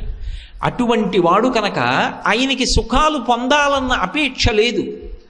కానీ ఇక్కడ బ్రాహ్మణుడు అలా కాదు. కాశీపట్టణంలో ఉన్న బ్రాహ్మణుడికి నిర్ధనుడిగా ఉండాలన్న కోరిక లేదు, దరిద్రం అనుభవించాలన్న కోరిక లేదు, చక్రవర్తిలా భోగాలు అనుభవించాలనుందా? అది లేదు. మరి ఏముంది ఆయనకి అంటే తన భార్యా బిడ్డల్ని భిక్షాటన చేసి పోషించవలసిన అవసరం లేకుండా కనీసం తాను అన్నం తిందాము అనుకుంటే ఇంట్లో పదార్థాలు ఉండాలి. అది గృహస్థుకు ఉండవలసిన ధర్మం. ఇప్పుడు ఆ బ్రాహ్మణుని యందు దోషభూయిష్టమైన ఆలోచన లేదు, సద్బుద్ధి కలిగిన వాడే. ఎందుకని అంటే ఆశ్రమములన్నిటిలో కూడా వచ్చే అతిథికి భార్యాబిడ్డలకి పెట్టడానికి గ్రాసాన్ని దానం పట్టైనా నిలువ చేసేటటువంటి అధికారం ఎవరికున్నది అంటే ఒక్క గృహస్థుకున్నది. అటువంటప్పుడు ఆయన అయ్యో నేను తెల్లవారి లేచి 4 ఇళ్లకు ముందుకు వెళ్ళి భిక్షాటన చేస్తే తప్ప భార్యాబిడ్డల్ని పోషించలేకపోతున్నానే, ఇంత దరిద్రంలో ఉన్నాను, ఇలా నేను భిక్షాటన చెయ్యకుండా గౌరవంగా నేను బ్రతకడానికి కావలసినటువంటి స్థితి నాకు ఏర్పడదా అన్న బాధ లోపల ఉంది ఆయనకి. కానీ ఆయన అటువంటి స్థితిని పొందలేదు, దరిద్రంలోనే ఉన్నాడు. కాబట్టి ఇప్పుడు వెంటనే ఎవరి మీద కోపం రావాలి? ఏమిటో నా కర్మ, ఈ ఎన్నాళ్ళు భిక్షాటన చేసి బతకడమే కానీ అసలు ఒక్కనాడు 10 రోజులకి సరిపడ సరికింట్లో ఉందన్న రోజు లేదే. ఎందుకు నేను బ్రాహ్మణుడు అనేటప్పటికీ గాయత్రి చేస్తున్నాడా లేదా సంధ్యావందనం చేస్తున్నాడా? బ్రహ్మబంధువు అనో భ్రష్ట బ్రాహ్మణుడు అనో చెప్పలేదు అందులో. అంటే ఆయన 3 కాలముల యందు సంధ్యావందనం చేస్తున్నాడు, నిత్యకర్మ చేస్తున్నాడు. చెప్పాలా చెప్పక్కర్లా కొన్ని విషయాలు చదివి అర్థం చేసుకోవాలి జాగ్రత్తగా. భగవద్భక్తితో ఉన్నాడు. భక్తితో ఉన్నాడనడానికి ఎక్కడండి రుజువు? అంటే ఇన్ని కష్టాలలో ఉన్నవాడు చెప్పుకున్నాడు, ఎన్నో కష్టాలలో ఉన్నాను, పరమదరిద్రం అనుభవిస్తున్నాను. ఏదో ఒకనాడు విసిగిపోయి ఏమని ఆలోచించాలి? దుర్భరమైన జీవితం, చచ్చిపోదాం అనుకోవాలి. ఆయన అలా ఎప్పుడు అనుకోలేదు. ఎందుకు అనుకోలేదో తెలుసా? ఆయనకి శాస్త్రం మీద నమ్మకం. మనిషి ఆత్మహత్య చేసుకోకూడదు. కళ్యాణీ బతకాదేయం లౌకికీ ప్రతిభాతిమా ఏతి జీవంతిమానందో నరం వర్ష శతాదపి. భగవంతుడిచ్చిన 100 సంవత్సరముల ఆయుర్దాయాన్ని నిలబెట్టుకుంటే ఒకనాడు కాకపోతే ఒకనాడు మరణించే ముందైనా శుభవార్త వింటాడు. భగవంతుడిచ్చిన శరీరాన్ని తనంత తాను పడగొట్టడం మహాపాతకం. అంతకు మించిన దోషం లోకంలో ఇంకోటి లేదు. ఒకవేళ దరిద్రం అనుభవిస్తున్నావు, గత జన్మలలో చేసుకున్న పాపం పోతోంది, శరీరాన్ని పోగొట్టేస్తే పాపం పోతుందా? ఇంకా కొత్త పాపం కలుస్తుంది. అంటే ఇప్పుడు దేన్ని నమ్మాడు? శాస్త్రాన్ని నమ్మాడు. తను చేసిన దుష్కర్మ ఏదో ఉంది, దరిద్రం అనుభవిస్తున్నాను, ఈశ్వరుణ్ణి ఎందుకు నింద చేయడం? ఈ జన్మలోనైనా కనీసం మంచి పనులు చేసి భిక్షాటన చేసైనా శరీరాన్ని నిలబెట్టుకుంటాను, భార్యా బిడ్డల్ని పోషిస్తాను, ఆత్మహత్య చేసుకో. అలాగే ఈశ్వరుణ్ణి నింద చేయను. ఆయన ఎక్కడా ఈశ్వరుణ్ణి నింద చేశాడని కానీ, నిరాసక్తుడయ్యాడని కానీ, వైదిక కర్మలు విడిచిపెట్టేశాడని కానీ లేదు. అలా ఉంటే వెంటనే చెప్తారు పురాణంలో, భవిష్యోత్తర పురాణంలో మాధవుడి జీవితాన్ని వర్ణించినట్టుగా వర్ణిస్తారు. వర్ణించలేదు ఆ కథలో. అంటే ఆయన దైవమునందు అంతే నమ్మకంతో బ్రతికాడు. ఎప్పుడు అన్నీ బాగుంటే కాదు, ఏమీ లేనప్పుడు కూడా భగవంతుని యందు శాస్త్రమునందు అంత భక్తితోటి బతికాడు. ఇంత భక్తితో బ్రతుకుతున్న వాడిని ఆదుకోవలసిన వాడెవరు? ఎవణ్ణి నమ్మాడో వాడే, ఆ నారాయణుడే ఆదుకోవాలి. అందుకే ఎవరు దర్శనమిచ్చారు అంటే నారాయణుడే దర్శనమిచ్చాడు. నారాయణుడే దర్శనమిస్తే ఆయన మనస్సు ఇంకా ఐశ్వర్యాన్ని కోరకపోవచ్చు, మోక్షం వైపుకి వెళ్ళిపోవచ్చు, వైరాగ్య సుఖాన్ని అడగచ్చు. ఎందుకని అంటే మనసు అంత అధ్యవసాయంతో ఉంది. లోనున్న కోరిక తీర్చాలి. ఆయనే పండుతాడు క్రమంగా. అందుకే వృద్ధ బ్రాహ్మణ రూపంలోనే కనపడ్డాడు శ్రీమన్నారాయణుడు కూడా. ఆయన ఆ వృద్ధ బ్రాహ్మణుణ్ణి చూశాడు. ఒక మర్యాద అని లోకంలో ఒక వ్యవస్థ ఉంటుంది. ఇద్దరు సన్యాసులు కలుసుకున్నారనుకోండి, దండకమండలాలు ఉన్నవారు, ఎవరు ఎవరికి నమస్కారం చేయాలి అంటే ఎవరు ఎక్కువ చాతుర్మాస్య వ్రతాలు చేశారో వారికి అంతకన్నా తక్కువ చేసిన వారు నమస్కరిస్తారు. సభలో ఇంత వయసులో పెద్దవాళ్ళు ఉండనివ్వండి, బ్రహ్మజ్ఞాని అయిన వాడు కనపడితే వయసుతో సంబంధం లేకుండా ఎవరైనా నమస్కారం చేయాలి. అలాగే సభకి ఆధ్యక్షంలో ఉన్నాడు అనుకోండి ఒక ఆయన, ఇక ఏ భేదం ఉండదు. సభాధ్యక్షమునందున్నవాడు శివస్వరూపం. సభాభ్యస్సభాపతిభ్యశ్చ వో నమో నమో. కాబట్టి ఆయనకి నమస్కారం. కాబట్టి వృద్ధ బ్రాహ్మణుడు కనుక ఈయన నమస్కారం చేశాడు. నమస్కారం చేస్తే ఆయన అడిగాడు, ఏమి ఇలా ఉన్నావు అని అడిగాడు. ఆయన తన కష్టం చెప్పాడు తప్ప ఎక్కడా ఈశ్వరుని నిందించలా. నా కర్మ ఏం చేశాడు నాకు ఈశ్వరుడు, ఈ కాశీపట్టణంలో ఉన్నాను అన్న మాట ఆయన అనలేదు. వెంటనే సత్యనారాయణ స్వామి అన్నారు, ఇది వ్రతం, ఇది చెయ్యి, నీ కష్టాలు తొలగుతాయి అన్నారు. ఆయన వెంటనే నమ్మాడు. వెంటనే నమ్మి మనసులో సంకల్పం చేశాడు. దీన్నే ఈయేషా అంటారు. ఈయేషా అన్న మాటకు అర్థం ఏమిటంటే భగవంతుణ్ణి, శాస్త్రాన్ని నమ్మి సంకల్పం చేయడం అంత తేలికైన విషయం కాదు. దానికి పరిపూర్ణమైన విశ్వాసం ఉండాలి. అది ఉంది బ్రాహ్మణుడికి. అందుకని వెంటనే సంకల్పం చేశాడు, నేను రేపు సత్యనారాయణ వ్రతం చేస్తాను, ఆయన ఎలా చెప్పాడో అలా చేస్తాను, కానీ నిర్ధనుణ్ణి, నా దగ్గర ఏమున్నాయి సంబారాలు ఏం లేవు, కానీ ఇవి కొనుక్కోవడానికి కావలసినటువంటి ద్రవ్యము నేను రేపు భిక్షాటన చేసినప్పుడు నాకు లభించేటట్టుగా ఈశ్వరా చెయ్యి అని ఓ నమస్కారం చేశాడు. చేసి భిక్షాటనగా బయలుదేరాడు. ఆయనకి ప్రతిరోజు ఎంత వస్తుందో అంతకన్నా ఎక్కువే వచ్చింది ఆ రోజున. అంటే మొట్టమొదటి సంకేతం కనపడింది, నమ్మిన వాడికి నమ్మినంత. నా సంకల్పం వలన కాదు నేను క్షేత్రానికి వెళ్ళేది, నా సంకల్పమునకు ఈశ్వరానుగ్రహం కలిస్తే. సంకల్పమునకు ఈశ్వరానుగ్రహం ఎందుకు కలుస్తుంది? కచ్చిదాశాస్తి దేవానాం ప్రసాదం పార్థివాత్మజ కశ్చిత్ పురుషకారంచ దైవంచ ప్రతిపద్యతే అంటుంది సీతమ్మ రామాయణం సుందరకాండలో. సంకల్పము పరిశుద్ధమైనదైతే పరమేశ్వరుడి అనుగ్రహం కలుగుతుంది.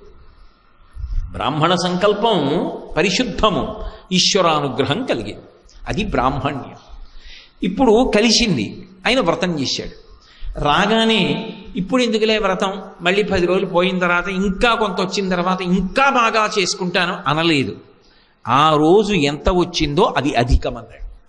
ఎంత వచ్చింది, రోజు ఎంత వస్తుంది, ఆ రోజు ఎంత వచ్చింది, ఆ లెక్కలేం లేవు, ఉండవు బ్రాహ్మణుడి విషయంలో. ఎందుకో తెలుసా, ఎందుకుండవో తెలుసా అంటే ఆ రోజు తనకి ఏది దొరికిందో అది రోజు దొరికిన దానికన్నా ఎక్కువ అని సంతోషపడగలిగినటువంటి మనస్తత్వమే ఆయన ఐశ్వర్యం. సంతోషోహి ద్విజన్మనాం, అది బ్రాహ్మణ్యం అంటే. కాబట్టి ఆయన వ్రతం చేసేశాడంతే. ఏది ఉందో దానితో చెయ్యి, మట్టి పిడతతో చెయ్యి వద్దన్నాడు ఆయన. శాస్త్రం ఆయనకి తెలుసు కాబట్టి దాని ప్రకారం పరమభక్తి శ్రద్ధలతో వ్రతం చేసుకున్నాడు. ఏదో వాళ్ళని అడిగాడు, 4 పువ్వులు తెచ్చుకున్నాడు, అంతేగాని ఉదయం కాసేపు వ్యాయామం కోసం నడవడానికి ఎడుతున్నాడని జేబులో ప్లాస్టిక్ కవర్ ఎట్టుకుని కర్రట్టుకుని వాడు నిద్రలేవకముందు వాడింట్లో కొమ్మ వీడుంచేసి వీడి ఆ పువ్వులన్నీ పట్టుకొచ్చి దొంగ పూలతో పూజ చేస్తే ఈశ్వరుడు సంతోషిస్తాడా? నిద్ర లేచి వాడు ఏడవడు, చెట్టు పెంచుకున్నవాడు. అదే ఆ పువ్వులు తెచ్చుకునే విధానం. భక్తితో ఒక్క పువ్వు పట్రా, వాళ్ళ ఇంట్లో అడిగి 4 తులసి దళాలు తెచ్చుకో చాలు. అవి కూడా లేకపోతే ఓ అక్షత వెయ్యి. ఏవో ఒకటి పట్టుకొస్తే తప్ప నేను ఒప్పుకోనని ఎందుకంటాడండి? ఇవన్నీ ఆయనవి, కొత్తగా నీ సృష్టించినవి ఉన్నాయి కనుక. ఆయనకి కావలసింది భక్తి. వటుర్వా గేహీవా యతిరిపి జటీవా తదితరో నరోవా యక్కశ్చిత్ భవతు భవతింతేన భవతి యదీయం హృత్పద్మం యది భవదీనం పశుపతి తదీయస్త్వం శంభో భవసి భవభారంచ వాసి అంటారు శంకర భగవత్పాదులు. భక్తితో చేశాడు, పరమ సంతోషం. ఆ వ్రత ప్రసాదాన్ని తీసుకున్నాడు. అదే సమయానికి ప్రదోషం వేళ కథ చేస్తున్నాడు, మరి ఉపవాసం ఉండి ఇంట్లో చేస్తున్నాడు కదూ. అటుగా ఒక కట్టెలు ప్రతిరోజు అరణ్యానికి వెళ్ళి కొట్టి తెచ్చి వీధులలో అమ్మేటటువంటి పరమనిర్ధనుడై దరిద్రం అనుభవించి కష్టపడుతున్నటువంటి ఒక వ్యక్తి అక్కడికి వచ్చాడు. బ్రాహ్మణ గృహం కదూ. ఆ కథ చమత్కారం గమనించాలి. మీరెవరండి, మిమ్మల్ని పిలవలేదుగా, పుల్లలు అమ్ముకునేవాడు నువ్వెందుకో వెళ్ళిపో అనలేదు. అంటే అది బ్రాహ్మణుడు ఎందుకు అవుతాడు? పరమ ప్రేమతో. కట్టెలు కొట్టి తేవడం అంటే మాటలండి. ప్రతిరోజు పొద్దున్నే అరణ్యానికి వెళ్ళి ఓ ఎండు చెట్టు ఒకటి వెతుక్కుని దాన్ని కొట్టి అది పడిపోయిన తర్వాత దాన్ని నరికి పుల్లలు పుల్లలుగా తయారు చేసి మూట కట్టి నెత్తి మీద పెట్టుకుని చీకటి పడిపోయే లోపల ఇంత బరువు తల మీద మోస్తూ ఆ కాష్టక్రేత అన్ని వీధులు తిరిగి చిట్ట చివరికి ఆ తలబరువు దించుకోవడానికి ఎవరికో ఒకరికి బేరం ఆడిన వాళ్ళకి అమ్మి ఆ వచ్చిన డబ్బుతోటి బియ్యం కొనుక్కుని ఇంటికెళ్ళి ఆ గంజో అన్నమో భార్యకి బిడ్డలకి పెట్టి తాను తినాలి. రోజు కట్టెలు కొట్టి కొట్టి మోసి మోసి ఆ ఒళ్ళు ఎంత పులిసిపోయిందో నిజంగా. సాయంకాలం వేళ అలా వెళ్ళిపోతున్నాడు. లేదు, ఆ కట్టెలమో పమ్మి వచ్చిన కొద్ది ధనంతో అలా వెడుతూ ఈ మంత్రభాగం విన్నాడు. ఆకర్షింపబడ్డాడు. ఏమిట్రా ఇది అనుకున్నాడు. ఆయన మనసుకి ఆర్ద్రత ఉంది. ఆర్ద్రత ఉంది కాబట్టి ఇదేమిటో చూస్తానని కూర్చున్నాడు.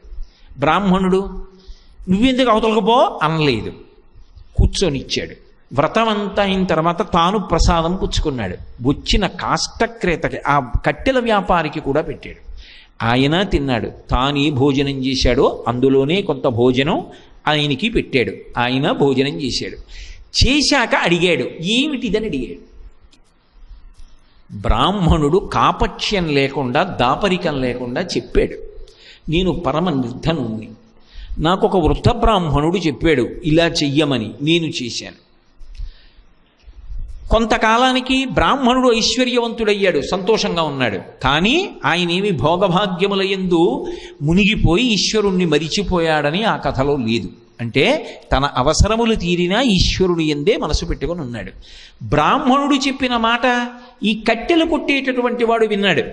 విని ఆయన అన్నాడు, రేపు కట్టెలమ్మితే నాకు ఎక్కువ డబ్బు వస్తే నేను వ్రతం చేస్తానన్నాడు. వచ్చింది. అంటే ఆయన సంకల్పమునందు కూడా శుద్ధి ఉంది, ఈశ్వరానుగ్రహం కలిసి వచ్చింది. వ్రతం చేశాడు, ఆయన ధనవంతుడయ్యాడు. ఏమంటే ఈశ్వరానుగ్రహం కలగాలి, కానీ ఓడలు బళ్ళైపోతాయి, బళ్ళు ఓడలైపోతాయి. అంతే. 2వ అధ్యాయం సమాప్తం. ఏమిటి అర్థమైంది మీకు ఆ 2వ అధ్యాయంలో? అందులో ఒక పెద్ద రహస్యాన్ని దాచారు. మనకి విరాట్ స్వరూపాన్ని వర్ణిస్తూ ఒక మంత్రం చెప్తారు పురుష సూక్తంలో, బ్రాహ్మణోస్య ముఖమాసీత్ బాహూరాజన్యకృత ఊరు తదస్య యద్వైశ్య పద్భ్యాగం శూద్రో అజాయత అంటారు. మొట్టమొదటి వర్ణం వాడైనటువంటి బ్రాహ్మణుడు బ్రాహ్మణోస్య ముఖమాసీత్. ముఖం అంటే నోరు, ముఖమండలము అని అర్థం సంస్కృతంలో. ఈ ముఖమండలం అంతా కూడా వేద పురుషుడికి బ్రాహ్మణులు. పాదములు 4వ వర్ణము వారు. గమనము అంటే ముందుకెళ్ళడం, కదలిక దేని మీద ఆధారపడుతుంది? పాదముల మీదే. ఏది దేనికన్నా తక్కువ కాదు. కానీ ఒక్కటి మీరు గమనించండి, తల ఆదేశించిన ఉత్తర క్షణంలో పాదములు కదులుతాయి. పాదములకు ఇబ్బంది కలిగిన ఉత్తర క్షణంలో శిరస్సు దాని గురించి శ్రద్ధ పెడుతుంది. ఇప్పుడు ఈ ప్రవచనం అయిపోయే పర్యంతం నా బుద్ధి, నా శిరస్సు ఆదేశం ఇవ్వదు, లే నడు అనదు, ఇలాగే కూర్చుంటుంది. అయిపోగానే లే, మన కర్తవ్యం అయిపోయింది, ఇక్కడ లేచి వెళ్ళిపోతాయి. నా గమనం చేత నా గౌరవం ఉంటుంది. ఇక్కడికి రావలసిన సమయానికి నా కాళ్ళు తీసుకొస్తే గౌరవం, లేచిపోవలసినప్పుడు ఆ సమయానికి లేచిపోతే గౌరవం. అలాగే ఇంత కదలకు అని ఆజ్ఞాపించి 2 గంటలు కూర్చోపెట్టినటువంటి బుద్ధి ఒక పక్క ప్రవచనం చేస్తుంటే ఒక దోమ వచ్చి కరిచేస్తోంది పాదాన్ని. నేను ఇంతమంది మధ్యలో ఆ దోమ ఎక్కడుందో వెతుక్కుని పట్టుకుని కొట్టుకోగలనా? పట్టుకోలేను. ఎందుకని అంటే నేను చెప్తున్నటువంటి విషయం మీద శ్రద్ధ పెట్టాలి. కానీ పాదం ఫిర్యాదు చేస్తూ ఉంటుంది తలకి, నన్ను ఒక దోమ కరిచేస్తోంది, చాలా బాధపడిపోతున్నాను, నెత్తురు పీల్చేస్తోందని.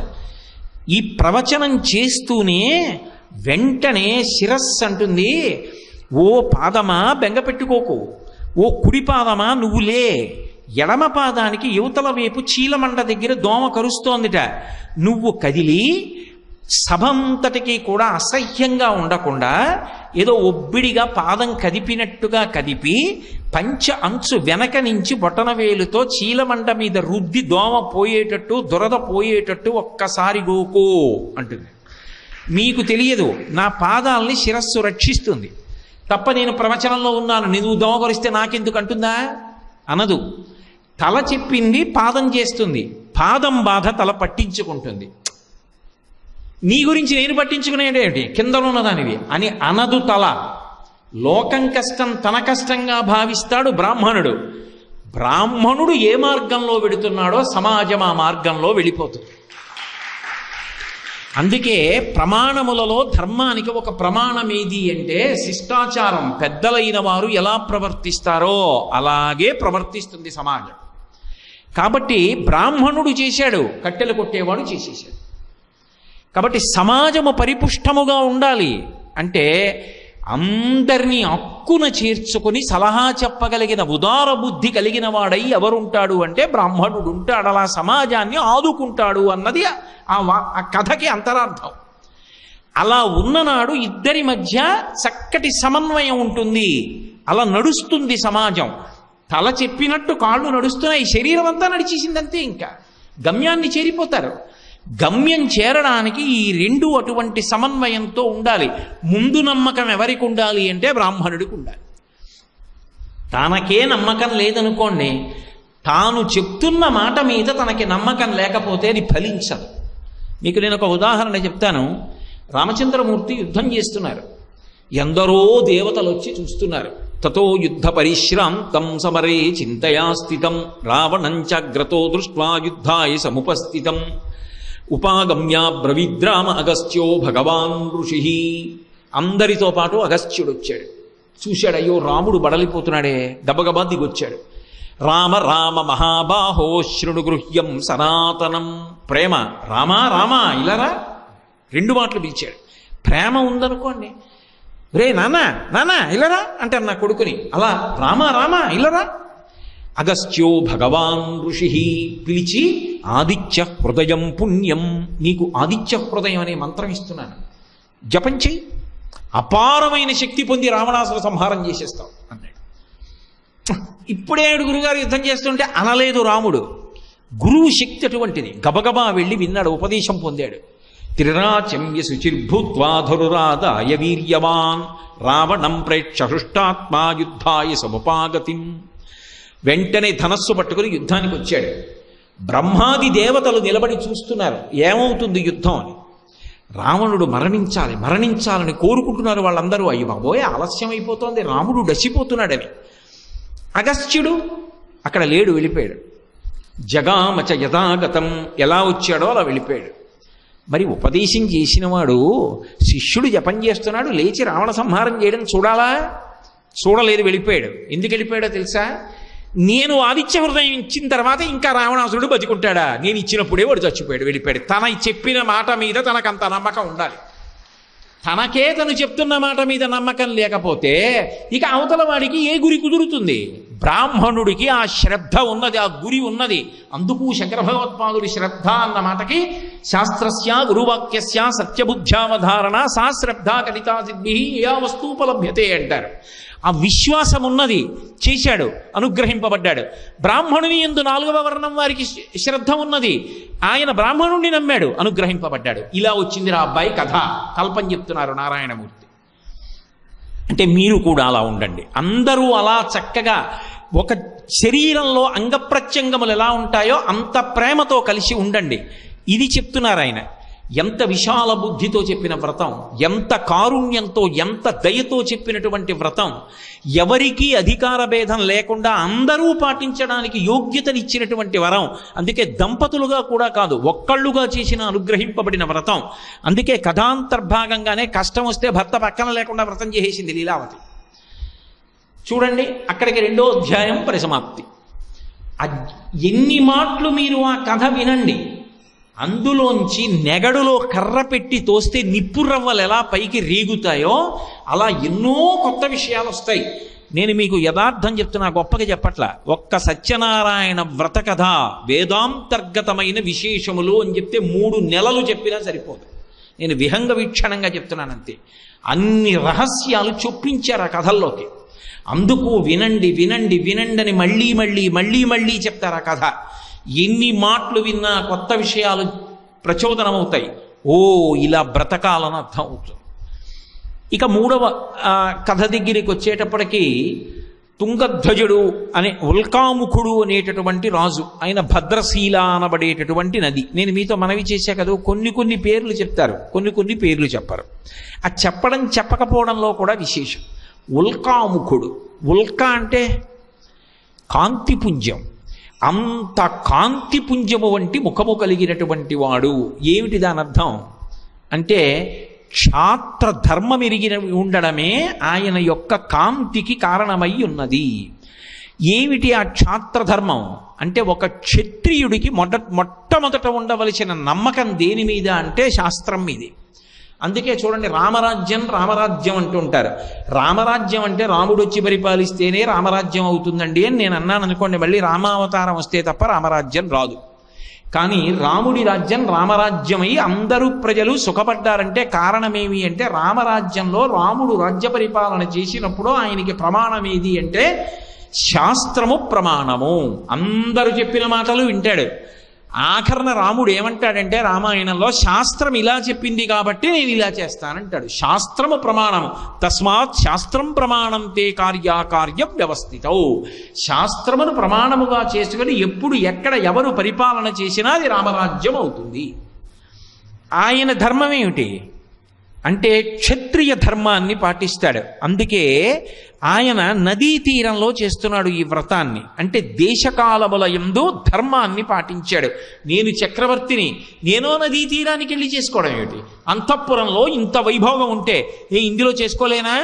ఇక్కడికే రమ్మనండి బ్రాహ్మణ మండల్ని అనలేదు. తాను నదీ తీరానికి వెళ్ళాడన్న మాటకు అర్థం ఏమిటి?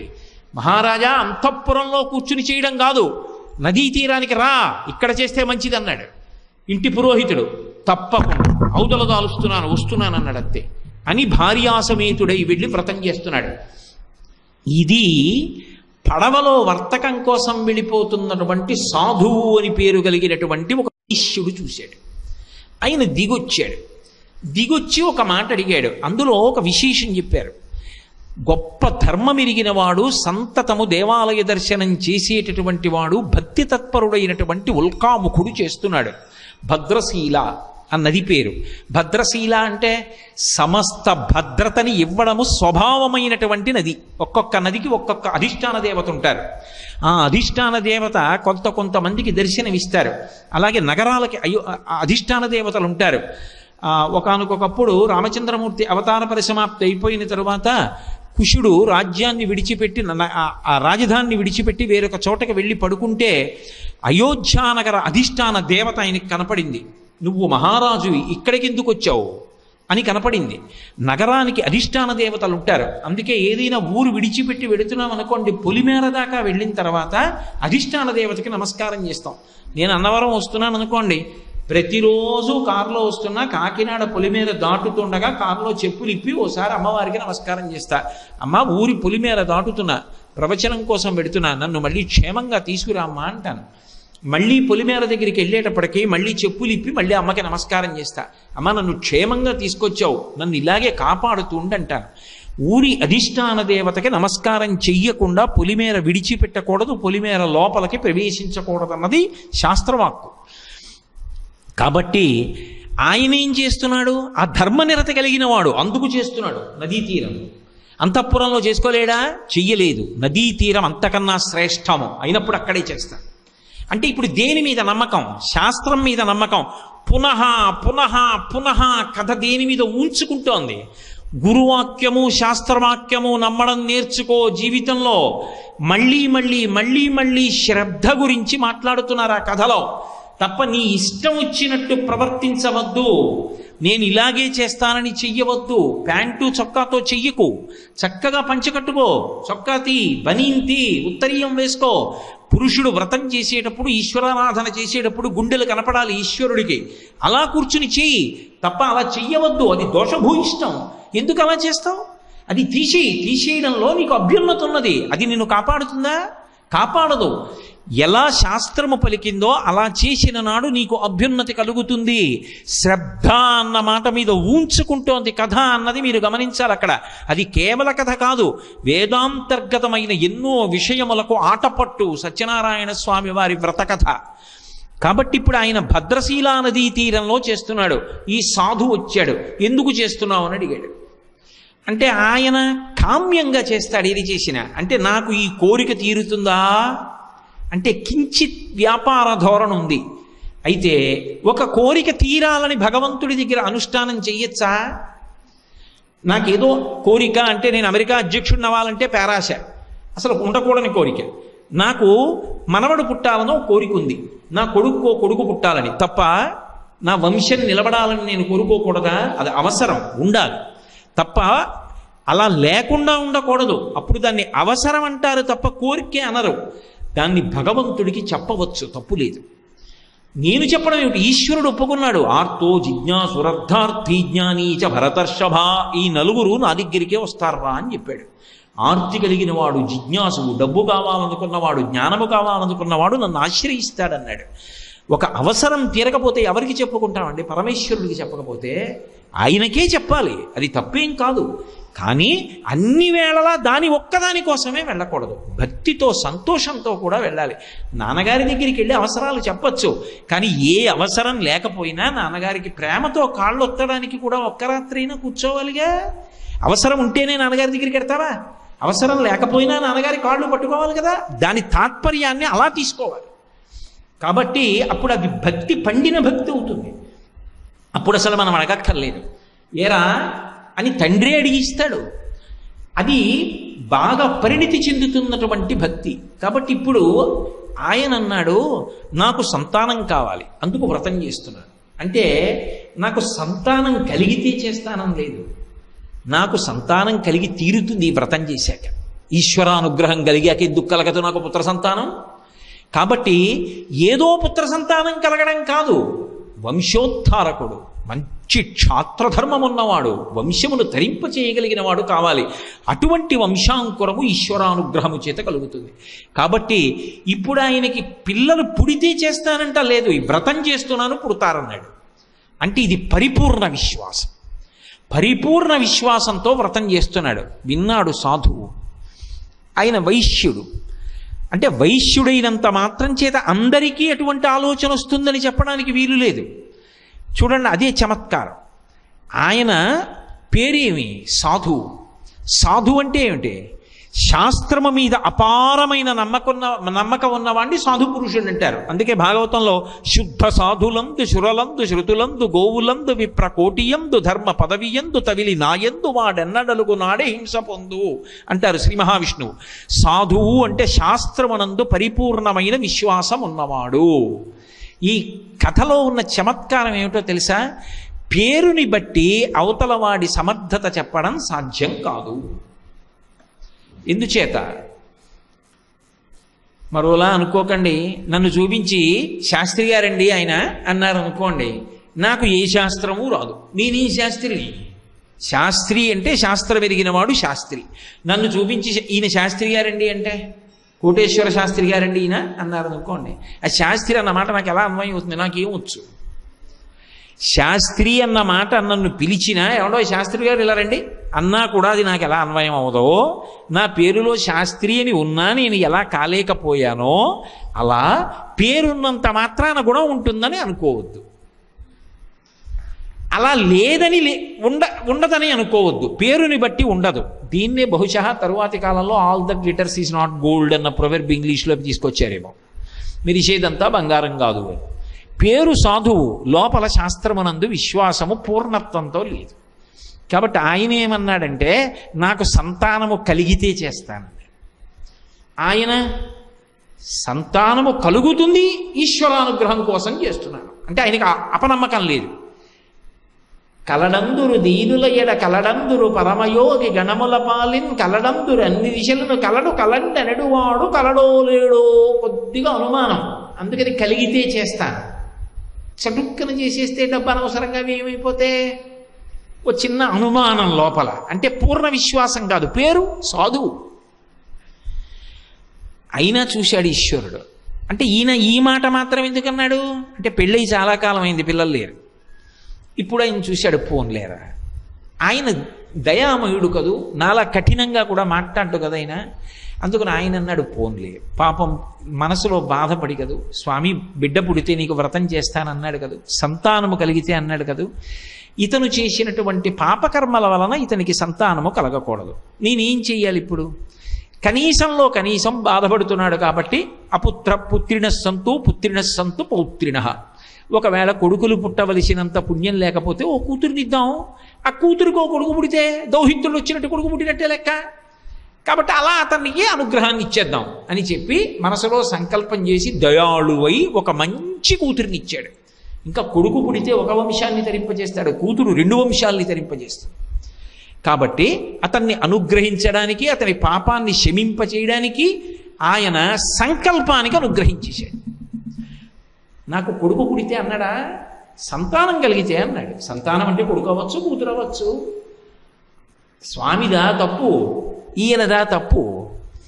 కాబట్టి కూతురునిచ్చాడు. ఆ కూతురు చంద్రబింబము యొక్క కళలు వృద్ధి పొందుతున్నప్పుడు ఎలా ఉంటుందో అలా ఉంటుంది. కాబట్టి కళావతి అని పేరు పెట్టాడు.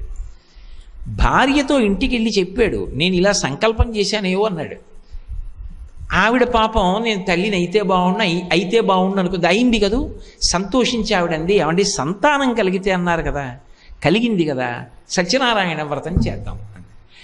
ఆయన అన్నాడు, ఆడపిల్ల కదూ, అది మనసులో భావన. ఆ పిల్ల పెళ్లి సమయంలో చేస్తానులే. ఏం పెళ్లి సమయంలో ఎందుకు, మధ్యలో ఇంకే ఉండవా అంటే దానికో విశేషం ఉంది.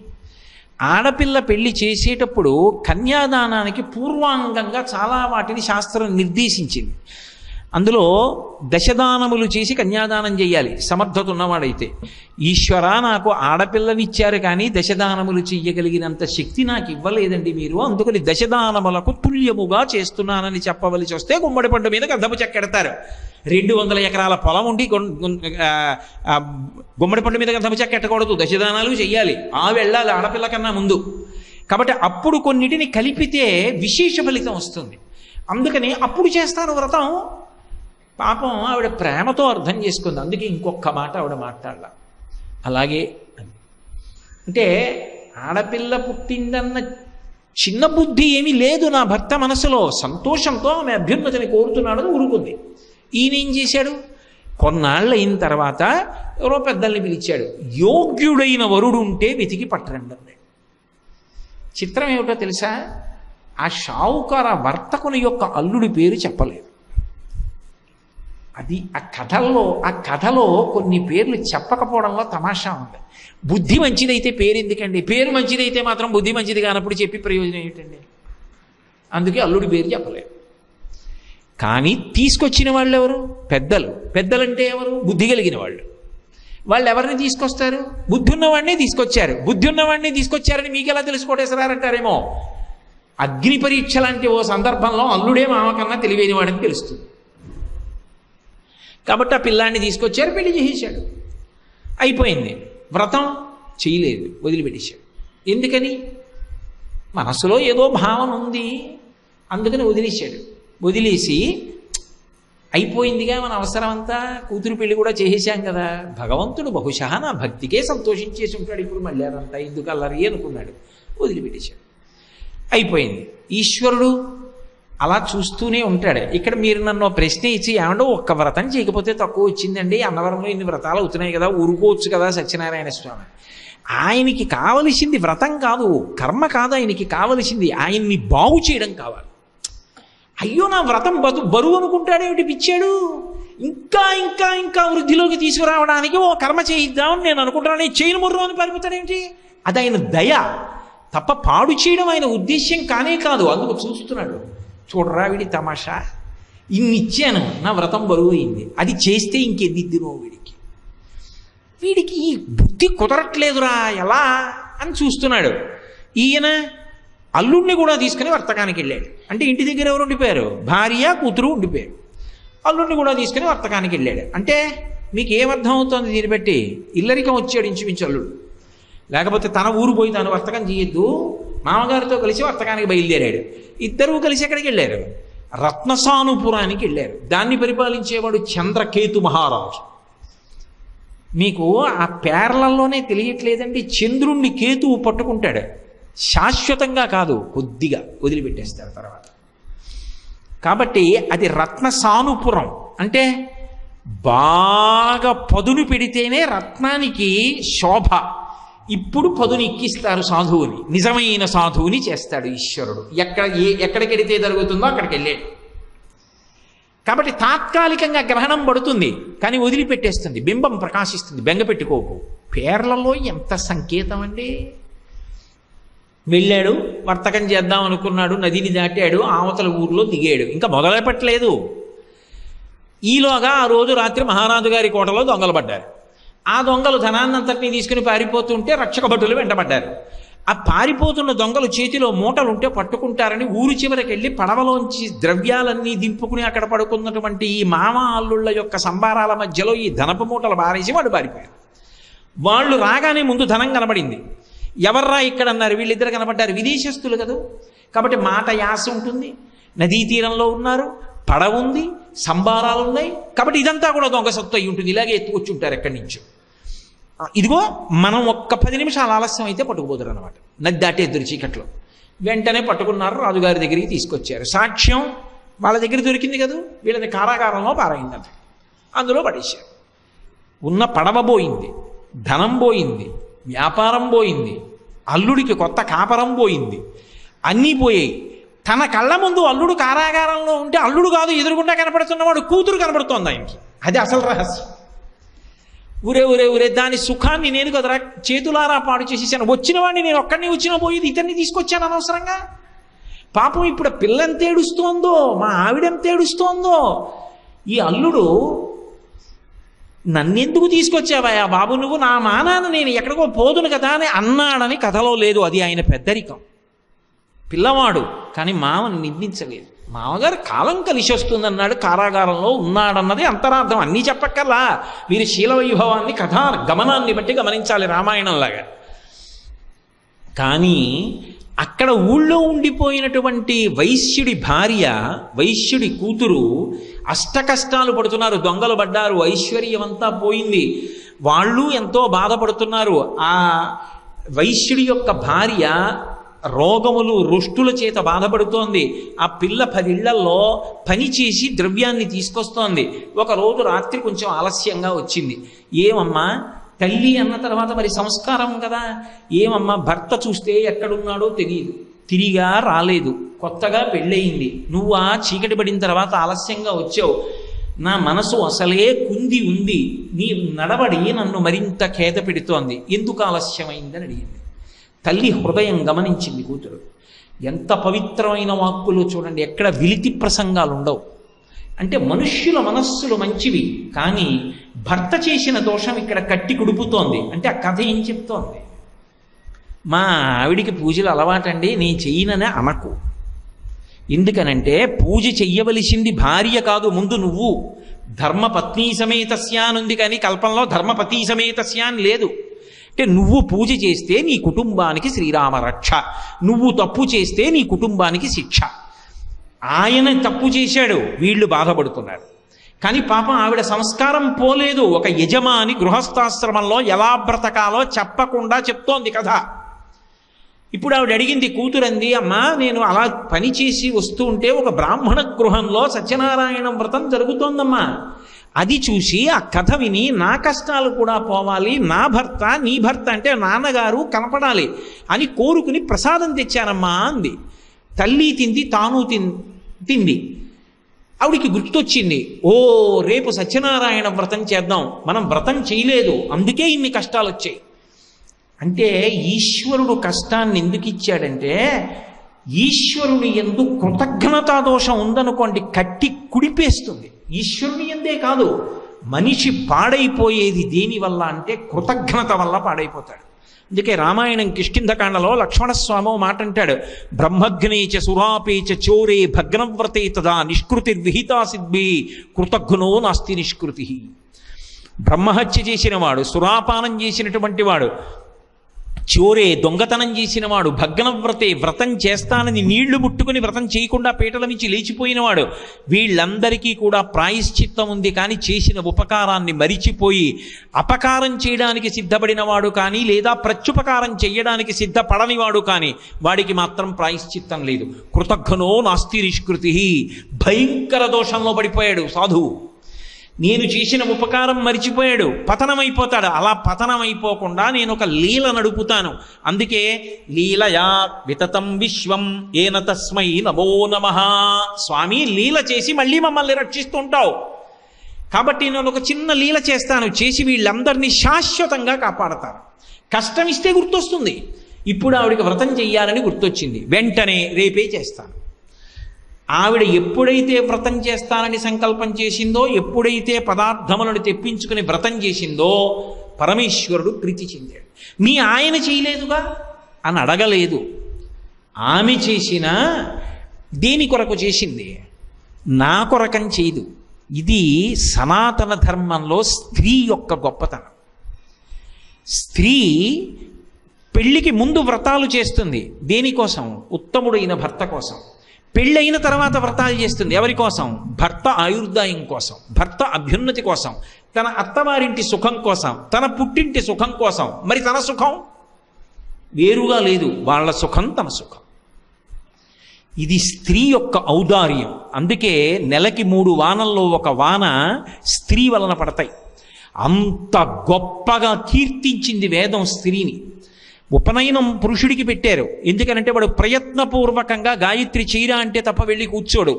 ఆడదానికి ఉపనయనం పెట్టాల. ఎందుకు పెట్టలేదో తెలుసా? పెట్టకపోయినా పిల్ల తెల్లవారు లేచి అమ్మకి సాయం చేస్తుంది, కళాపి చల్లుతుంది, ఊడుస్తుంది, ముగ్గు పెడుతుంది, నాన్నగారికి పువ్వులు కోస్తుంది, పూజకు అక్కడ పెడుతుంది, మడిబట్ట ముందు రోజు ఆరేస్తుంది, నాన్నగారండి పేటేశానండి అంటుంది. ఇవన్నీ చేయడం గాయత్రి కాదా? అందుకని అక్కర్లేదు ఉపనయనం. అంత మర్యాదనిచ్చారు. అయినప్పుడు ఇప్పుడు ఆమె భర్త సుఖాన్ని కోరుతోంది, కూతురు సుఖాన్ని కోరుతోంది. మీ ఆయన చేయలేదు, నేను ఇవ్వాలంటే ఎలా? ఎంత ధర్మమో చూడండి. పరవశించిపోయాడంతే పరమాత్మ. అందుకని ఎక్కడ సాధువు కారాగారంలో ఉన్నాడో అక్కడ మహారాజుకి కల్లో కనబడ్డాడు. ఒక్కటే మాట చెప్పాడు, వాళ్ళు నా భక్తులు, రేపు సూర్యోదయానికి విడిచిపెడితే బాగుపడతావు, లేకపోతే భ్రష్టుడు అవుతావు. ఆయన భయపడ్డాడు. మంత్రుల్ని పిలిచాడు, అందరినీ పిలిచాడు. ఆ కారాగారంలో పెట్టిన వాళ్ళ మీద విచారణ లేదు. ఈశ్వర వాక్కు నాకు ప్రమాణమో. కలలో కనపడి చెప్పాడు, వాడు దొంగ కాదా, వాడి పడవలో దొరికాయా దొరకలేదా నాకు అనవసరం. తీసుకొచ్చాడు, క్షరకర్మ చేయించాడు, తలస్నానం చేయించాడు, కొత్త బట్టలు ఇచ్చాడు. మీరు వ్యాపారం చేస్తే ఈ పాటికి ఎంత లాభం సంపాదిద్దరో అంత లాభంతో కలిపి మీరు తెచ్చుకున్న ద్రవ్యంతో కలిపి మీకు ఇచ్చేశాను, పట్టుకుని మీ ఊరు వెళ్ళిపోండి పంపించేశాడు. ఎక్కడి ఫలితం? ఇంటి దగ్గర ఇల్లాలు చేసినటువంటి పుణ్యం. అందుకే లలితా సహస్రనామ స్తోత్రంలో పులోమజార్చిత అనొక నామం. ఇంద్రుడు ఇంద్ర పదవిలో ఎందుకుంటాడు అంటే శచీదేవి చేసేటటువంటి అమ్మవారి ఆరాధన వలన ఇంద్రుడికి ఇంద్ర పదవి లభించింది. ఇల్లాలు చేసేటటువంటి భక్తి, ఆమె చెప్పుకున్న నామం, ఆమె అమ్మవారి దగ్గర వేసిన కించెత్ పసుపు, భర్త పాదాలకి చేసిన నమస్కారం ఆమెని ఆమె కుటుంబాన్ని అంత కాపాడతాయి. ఇప్పుడు సాధువు విడుదలయ్యాడు, అల్లుడితో కలిసి పడవలో బయలుదేరాడు. కొంత దూరం వచ్చాడు. ఏమైనా మార్పు వచ్చిందా? ఇతని భార్యలో వచ్చింది, ఇతనిలో వచ్చిందా ఏమైనా? ఒక్కసారి చూడాలనుకున్నాడు పరమాత్మ. సన్యాసి వేషంలో వచ్చాడు. ఏమి సత్యనారాయణుడిగా రాకూడదా? సత్యనారాయణుడిగా వస్తే కాళ్ళ మీద పడిపోతాడు. అందుకని గుర్తు తెచ్చుకుంటున్నాడు, నేను వ్రతం చేయలేదు, ఇన్ని కష్టాలు పడుతున్నానంటున్నాడు. తత్ప్రాయశ్చిత్తం కోసం వస్తూ దేవాలయాలు చూస్తున్నాడు, అక్కడక్కడ దానాలు చేస్తున్నాడు, బయలుదేరి వస్తున్నాడు. సత్యనారాయణ స్వామికి ఒక సన్యాసి రూపంలో కనబడ్డారు. ఈ లోకంలో అందరికన్నా నమ్మవలసిన వ్యక్తి ఎవరంటే సన్యాసి. ఎందుకని? అన్నీ వదిలిపెట్టేశాడు. త్యాగే నైకే అమృతత్వమానసు కాషాయ దండమాత్రేణ యతి పూజ్యో రసంశయ. కాషాయం కట్టుకుని చేతిలో దండం పట్టుకున్నాడు అంటే ఆయన సర్వకాలముల యందు పూజనీయుడే. ఆయన గురించి నువ్వు నమస్కారం చెయ్యడం వినా అన్యథా ఆలోచించవలసిన అవసరము లేదు. కాబట్టి కాషాయ దండమాత్రేణ యతి పూజ్యో న సంశయ. అటువంటి సన్యాసి కనబడితే నమస్కారం చేయడానికి ఏమిటి ఇబ్బంది? ఆ సన్యాసి వచ్చి ఒక ప్రశ్న వేశాడు, ఏమున్నాయి పడవలో అని అడిగాడు. ఎండుటాకులు అలవలు అన్నాడు. ఎందుకని? చెప్పేస్తే అడుగుతాడేమో అని భయం, అడిగితే ఇవ్వకపోతే పాపం వస్తుందేమో అని భయం. అబద్ధం చెప్పేస్తే పోలా? సన్యాసి అంటే అన్నీ విడిచిపెట్టి ఆయన కూర్చుంటాడు. అన్నీ ఉన్నవాడు శాంతి కోసం ఆయన దగ్గరికి వెళ్తాడు. అలాంటి ఆయనతో అబద్ధం ఎందుకు? అబద్ధం ఆడాడు. వాక్యమే చాలు, నోటి వాక్కుతో చరిత్ర మార్చగలడు ఆయన. కాబట్టి ఆయన అన్నాడు, నువ్వేమన్నావో అదే సత్యమగుగాక, నేను కొత్తగా ఏమీ అన్నావు. కాబట్టి అందులో ఆకులు అలవలు, పడవ పైకి తేలిపోయి. ఇప్పుడు మూర్ఛపోయాడు వెంటనే సాధువు. ఐశ్వర్యం పోయిందనేటప్పటికీ మూర్ఛపోయాడు. కాబట్టి మీరు కథ చదవండి. ఇప్పుడు నేను మళ్ళీ ఆ శ్లోకాలన్నీ ఎక్కడ చెప్పనని చెప్పి వదిలేస్తున్నాను. ఇప్పుడు మూర్ఛపోయి పైకి లేచాడు. పైకి లేచి అయ్య బాబోయ్ ఐశ్వర్యం అంతా పోయింది ఎలాగన్నాడు.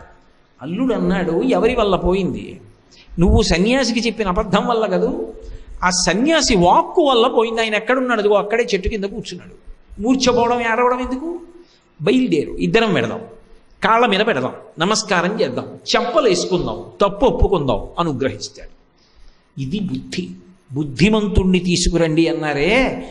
ఎవరి యందు ఎలా ప్రవర్తించాలో అల్లుడికి తెలిసినట్టు నిజంగా మామగారికి తెలియదు.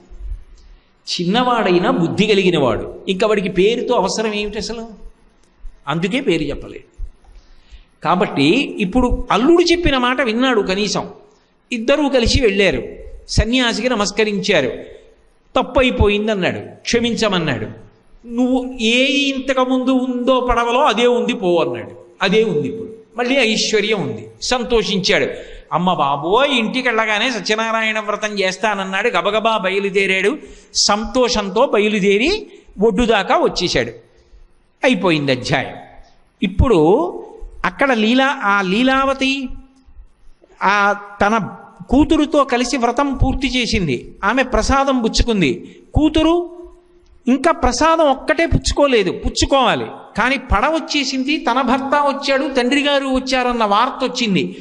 గబగబా పూజ పూర్తి చేసేసి నమస్కారం పెట్టేసి తల్లి ప్రసాదం నోట్లో వేసుకుంది. కూతురు మాత్రం ప్రసాదం నోట్లో వేసుకోకుండా తల్లి కూతురు పరుగున నదీ తీరానికి వచ్చారు. భర్తని చూడాలన్న తాపత్రయం. షావుకారు దిగిపోయాడు కిందకి, పడవ దిగిపోయాడు, ఒడ్డుకు వచ్చేసాడు. కానీ అల్లుడు గారితో ఉన్నటువంటి పడవ మాత్రం నదిలో మునిగిపోయింది. అందరూ చూస్తుండగా అకస్మాత్తుగా మునిగిపోయింది. అందులో అల్లుడు తేలిపోయాడు. ఆ మునిగిపోతే ఆ పాదుకలు తీసుకుని ఆ కూతురు అంటే ఆ షావుకారు కూతురు తల మీద పెట్టుకుని, ఆమె పాతివ్రత్యం, ఆమెకి భర్త మీద ఉన్నటువంటి గౌరవం అటువంటిది, సహగమనం చేస్తాను నేను నీళ్లలోకి వెళ్ళిపోతానని సిద్ధపడుతోంది. వెంటనే అశరీరవాణి వినపడింది. అశరీరవాణి అంటే ఆకాశంలోంచి వినపడింది అని. ఆకాశంలోంచి ఎలా వినపడుతుందండి అంటే దాని అర్థం ఏమిటో తెలుసా? శరీరం ఉంటే వాణి ఉంటుంది, శరీరము లేకపోతే వాణి ఉండదు. ఇప్పుడు నేను ఈ శరీరంలో ఉన్నాను కాబట్టి మాట్లాడుతున్నాను. శరీరం లేనివాడు ఎలా మాట్లాడతాడు? మాట్లాడడం. లోకంలో అశరీరవాణి, ఆకాశవాణి అంటే దాని అర్థం ఏమిటో తెలుసా? వేదము అని అర్థం. వేదమునకు శరీరం ఏముంటుంది? కానీ వేదము చేత చెప్పబడినది ప్రమాణం. కానీ వేదము ఒక స్త్రీ రూపాన్ని ధరిస్తే అమ్మవారికి నమస్కారం చేస్తుంటుంది. శృతి సీమంత సింధూరీకృతపాత అబ్జధూళిక అని. శృతివాక్కు ఆకాష్ అంటే అంతటా వ్యాపించిన పరబ్రహ్మము అని. పరబ్రహ్మము యొక్క వాక్కు వేదవాక్కు. ఆ వేదమునకు శరీరము లేదు, అది పరమాత్మయే. పరమాత్మ వాక్కు అంటే సత్యనారాయణ స్వామి వారి వాక్కు. అమ్మా నువ్వు వ్రతం చేశావు, ప్రసాద తిరస్కారం చేసి వచ్చావు, అందుకే నీ భర్త పడిపోయాడు నదిలో. ఏమండి ఇంత కష్టపడిందే, ఇంత వ్రతం చేసిందే, ప్రసాదం నోట్లో వేసుకోకపోతే పడవలు ముంచేసేంత శాడిస్టే సత్యనారాయణ స్వామి అని మనకు అనుమానం వస్తుంది. కాదు, పరమ దయాళు. ఎందుకు ఆ లీల నడుపుతున్నాడో తెలుసా? ప్రసాదమునకు మారు పేరేమి అంటే అనుగ్రహము. పులిహార పళ్ళెం బట్ట కప్పి లోపలికి తీసుకెడితే పులిహార, ఈశ్వరుడికి చూపించి పట్టుకొస్తే ప్రసాదం. ప్రసాదమునకు మారు పేరు అనుగ్రహము. ప్రసాద తిరస్కారం అన్న మాటకు అర్థం ఏమిటంటే ఈశ్వరానుగ్రహ తిరస్కారము. మాకు అక్కర్లేదు నీ అనుగ్రహం అని. ఈశ్వరానుగ్రహం అక్కర్లేదన్న వాడికి వాడు ఏది అడిగాడో అది దొరకదు. కాబట్టి ఇప్పుడు ఆమె ప్రసాద తిరస్కారం చేసింది, తెలిసో తెలియకో వదిలేసింది అంటే అనుగ్రహాన్ని వదిలేసుకుంది. కాబట్టి దుఃఖమునకు కారణమై. కాబట్టి ఇప్పుడు పరుగు పరుగున వెళ్ళింది. వెళ్ళి గబగబా కళ్ళకద్దుకుని ప్రసాదం నోట్లో వేసుకుని మళ్ళీ వచ్చింది. మునిగిపోయిందనుకున్న పడవ అకస్మాత్తుగా పైకి తేలింది. అల్లుడు గారు పైకి తేలారు, చెయ్యి ఇచ్చారు, కిందకి దింపారు, సత్యనారాయణ వ్రతం చేశారు. తదనంతర కాలమునందు ఎప్పుడూ చక్కగా వ్రతం చేస్తూనే ఉన్నారు. ఇహమునందు పరమునందు సంతోషంగా కాలాన్ని గడిపారు. అంటే ఇది నిజానికి జరిగిపోయిన ఒక కథ. కథని చెప్తూ, కథ అబద్ధం అనకూడదు సుమండి, కథ చెప్తూ అనేకమైనటువంటి మన జీవితమునందు సమన్వయం చేసుకుని మనం లబ్ధి పొందవలసినటువంటి విషయములను ప్రతిపాదన చేయడం జరుగుతోందా? నేను ఇంకా కొన్ని విషయాలే ప్రస్తావన చేస్తున్నాను. ఒక్కొక్క విషయంలో ఒక్కొక్క శ్లోకంలో ఉన్న అంతరార్థం, అందులో ఉన్నటువంటి వేదప్రోక్తమైన రహస్యముల గురించి మాట్లాడితే ఎన్నాళ్ళు పడుతుంది ఆ కథలో ఉన్న విశేషార్థాల గురించి? అన్ని విషయాలు ప్రతిపాదించారు. చిట్ట చివరి కథకు వచ్చేటప్పటికి తుంగధ్వజుడు అని ఒక రాజు. ఆయన ఒకానొకప్పుడు అరణ్యంలోకి వెళ్ళాడు, ఏదో వేటాడాడు, వెళ్ళిపోతున్నాడు. మారేడు చెట్టు కింద కూర్చుని గొల్ల పిల్లలు వ్రతం చేశారు. మారేడు చెట్టు కింది భాగము అంటే అది లక్ష్మీదేవి యొక్క స్థానం. ఆ తల్లి వనస్పత్యైర్భవైర్దివ్యై అని ఆవిడ అక్కడ లక్ష్మీదేవి తపస్సు చేసి మారేడు చెట్టుని సృజించింది. అది పరమ పవిత్రమైన ప్రదేశం. అటువంటి నీడలో వాళ్ళు వ్రతం చేశారు. వాళ్ళ యొక్క అధికారమేమి అని అడగడానికి నేనెవరు, రాజెవరు? అందరూ చెయ్యొచ్చని ఆయన చెప్పాడు, ఆయన చెప్పింది ప్రమాణం. కానీ ఈయనకి ఒక తక్కువ బుద్ధి వచ్చింది, నేను మహారాజుని, వాళ్ళు గొల్ల పిల్లలు, వాళ్ళు వ్రతం చేయడం ఏమిటి, నేను చూడడం ఏమిటి, చూడడం మానేశాడు. వాళ్ళు రాజుగారు వస్తున్నారని సంతోషించారు. రాజుగారు వస్తే ఎందుకు సంతోషించాలి? ఓ గొప్ప ఆయన వచ్చాడని సంతోషించడం కాదు. నా విష్ణు పృథివీపతి, విష్ణువాంశ లేనివాడు పృథివీపతి కాడు, కాబట్టి విష్ణు వచ్చాడు, అది వాళ్ళ గొప్ప బుద్ధి. వాళ్ళు సంతోషించారు. ఈయన చిన్న బుద్ధి, గొల్ల పిల్లల వ్రతం నాకెందుకు, వదిలి దూరంగా వెళ్ళి చెట్టు కింద కూర్చున్నాడు. వీళ్ళు మాత్రం ప్రసాదం ముందు తాము తినకుండా పాపం రాజుకిచ్చి తాము తిన్నారు. రాజు అక్కడ వదిలిపెట్టి వెళ్ళిపోయాడు. గొల్ల పిల్లలు అరణ్యంలో చేసుకున్న ప్రసాదం నేను తిన్నా, నాకొద్దు, వదిలేశాడు. ఆయన ఏం చూస్తున్నాడు? గోధుమ నూక చూస్తున్నాడు, ప్రసాదం చూస్తున్నాడు. గోధుమ నూక, అందులో ఉన్నటువంటి బెల్లం, అందులో ఉన్న నెయ్యి, మారేడు చెట్టు, అరణ్యం, గొల్ల పిల్లలు చూస్తున్నాడు తప్ప ఎవడు చేసినా భక్తికి ఈశ్వరానుగ్రహం అందులో ప్రవేశించిందని తెలుసుకోలేకపోయాడు. వదిలి వెళ్ళాడు. ఎప్పుడైతే ఈశ్వరానుగ్రహాన్ని వదిలేశాడో ఓడలు బళ్ళవడం ఎంతసేపు అండి? 9 పుత్రులు నశించిపోయారు, రాజ్యం పోయింది. ఇంత చమత్కారంగా ఎలా జరిగింది ఆలోచించాడు. బుద్ధిమంతుడు కనుక దోషాన్ని తెలుసుకున్నాడు. తుంగ గడ్డిపోచ చూడండి, ప్రవాహం వచ్చినప్పుడు కొట్టుకుపోయినట్టుగా వంగిపోతుంది, కానీ ఆ తర్వాత మళ్ళీ లేచి నిలబడుతుంది. బుద్ధి మళ్ళీ అంకురించి తుంగధ్వజుడు. అందుకే మళ్ళీ ఆలోచించాడు, ఓ నీ చేసిన దోషం ఉంది. మళ్ళీ అడవిలోకి వచ్చేసి గొల్లపిల్లలను అడిగి మళ్ళీ ప్రసాదం తీసుకుని కళ్ళకద్దుకుని నోట్లో వేసుకుని క్షమాపణ చెప్పాడు ఈశ్వరుడికి. మళ్ళీ వెళ్ళాడు. ఆయన అనుగ్రహం కలిగితే ఎంతసేపు అండి? చచ్చిపోయినట్టు పడిపోయిన వాళ్ళు లేచి కూర్చున్నారు. 9 పిల్లలు చటుక్కున లేచారు. అలా ఉంటుందా అండి అని అనుకోకండి. ఒకప్పుడు శృంగేరిలో ఒక ఆవిడ వద్దు వద్దు అని భర్త చెప్తున్నా వినకుండా నేను సాయంకాలం జరిగే చంద్రమౌళీశ్వరారాధన చేస్తానని చంద్రశేఖర భారతీ స్వామి వారు ఉన్నటువంటి రోజులలో పీఠానికి వెళ్ళింది. సాయంకాలం 6:30, 7 అవుతోంది. ఇంకా వెళ్ళాలి, తుంగానది దాటి అభిషేకం జరుగుతున్న ప్రదేశం చూడడానికి వెళ్ళాలి. ఈలోగా ఆ పిల్లవాడికి అకస్మాత్తుగా అనారోగ్యం వచ్చి వాడు కళ్ళు తేలేసేసి నీలంగా అయిపోయి కదలడం మానేశాడు. ఈ వచ్చిన అమ్మలక్కలు అన్నారు, మేము అభిషేకం చూడడానికి వచ్చాం, యువతల వైపు పెద్ద జనసంచారం ఉండేది కాదు అప్పుడు, అవతల వైపు అభిషేకానికి జనం వస్తారు, అక్కడికి వెళ్ళి ఎవరినన్నా పంపిస్తాను లేని వాళ్ళు వెళ్ళిపోయారు. ఒక్కతే పిల్లవాడు నీలంగా అయిపోయాడు, కదలిక లేదు, ఒళ్ళు చల్లబడిపోయింది. ఆమెకి భర్త గుర్తొచ్చాడు. వద్దు వద్దంటే వెళ్ళావు, చూసావా పిల్లాన్ని శవంగా తీసుకొచ్చామని ఏమంటాడో అని, కొడుకు పోయాడని ఒక బెంగ, గుండెలు బాదుకుని ఏడుస్తోంది. ఇలా తలెత్తి చూసింది, గోడ మీద చంద్రశేఖర భారతీ స్వామివారి మూర్తి కనపడింది. ఆవిడ వెంటనే స్వామివారి వంక చూసి, స్వామి భర్త మాట కాదని నీ దగ్గరికి వచ్చాను, స్వామి అభిషేకం చూడాలని వచ్చాను, కొడుకు వెళ్ళిపోయాడు, నన్ను అనుగ్రహించి బ్రతికించండి అంది. అని ఏడుస్తూ ఆ పటం వంక చూసి ఇలా చూసింది. పిల్లవాడు చిరునవ్వులు నవ్వుతూ చేతులు కాళ్ళు కదుపుతూ ఆడుకుంటున్నాడు. పిల్లాన్ని భుజం మీద వేసుకుని తుంగానది దాటి పరిగెత్తింది అభిషేకం చూడ్డానికి. అప్పటికి అభిషేకం అయిపోయి చంద్రశేఖర భారతీ స్వామి మెట్లెక్కి వెళ్ళిపోతున్నారు గురునివాసులోకి. ఈవిడ పరుగున లోపలికి వచ్చింది. ఒక్కసారి ఆగిటి తిరిగి ఆవిడ వంక చూసి అన్నారు, ఇంకెప్పుడు భర్త వద్దన్న పని చేయకు అని వెళ్ళిపోయారు. మహాత్ములకు చెప్పాలా, ఫోటోని చూసి ఏడ్చింది, కానీ ఆయనకి అందింది, అనుగ్రహించారు. ఇటువంటి తప్పు చేయకని చెప్పి వెళ్ళిపోయారు. భర్త మాట విను అని చెప్పి వెళ్ళిపోయారు. అంతే. పరమేశ్వరుడు తలుచుకుంటే ఎంతసేపు అండి? 9 వెళ్ళిపోయారనుకున్న కొడుకులు మళ్ళీ బతికారు, రాజ్యం వచ్చింది. మళ్ళీ ప్రసాదం గురించే మాట్లాడారు. దాని అర్థం ఏమిటో తెలుసా? మనస్సు అనేటటువంటిది కానీ బుద్ధి అనేటటువంటివి కానీ మీరు ఎక్స్రే తీసి చూస్తానంటే, స్కానింగ్ చేస్తానంటే దొరకవు. అవి సూక్ష్మ శరీరం అంటారు. మనసు సంకల్ప వికల్ప సంఘాతం. అది ఎప్పుడు ఏవో సంకల్పాలు చేస్తూ ఉంటుంది, వదిలేస్తూ ఉంటుంది. బుద్ధి నిర్ణయం చేస్తుంది. ఈ రెండిటి వల్లే మనిషి జీవితం ఆధారపడి ఉంటుంది. మన ఏవ మనుష్యాణం కారణం బంధమోక్షయోహో. ఆ మనసు వలననే మనిషి తరించినా పాడైపోయినా. అటువంటి మనసులో ఉత్తమ సంకల్పాలు వచ్చాయనుకోండి, ఉత్తమ కర్మలు చేస్తాడు.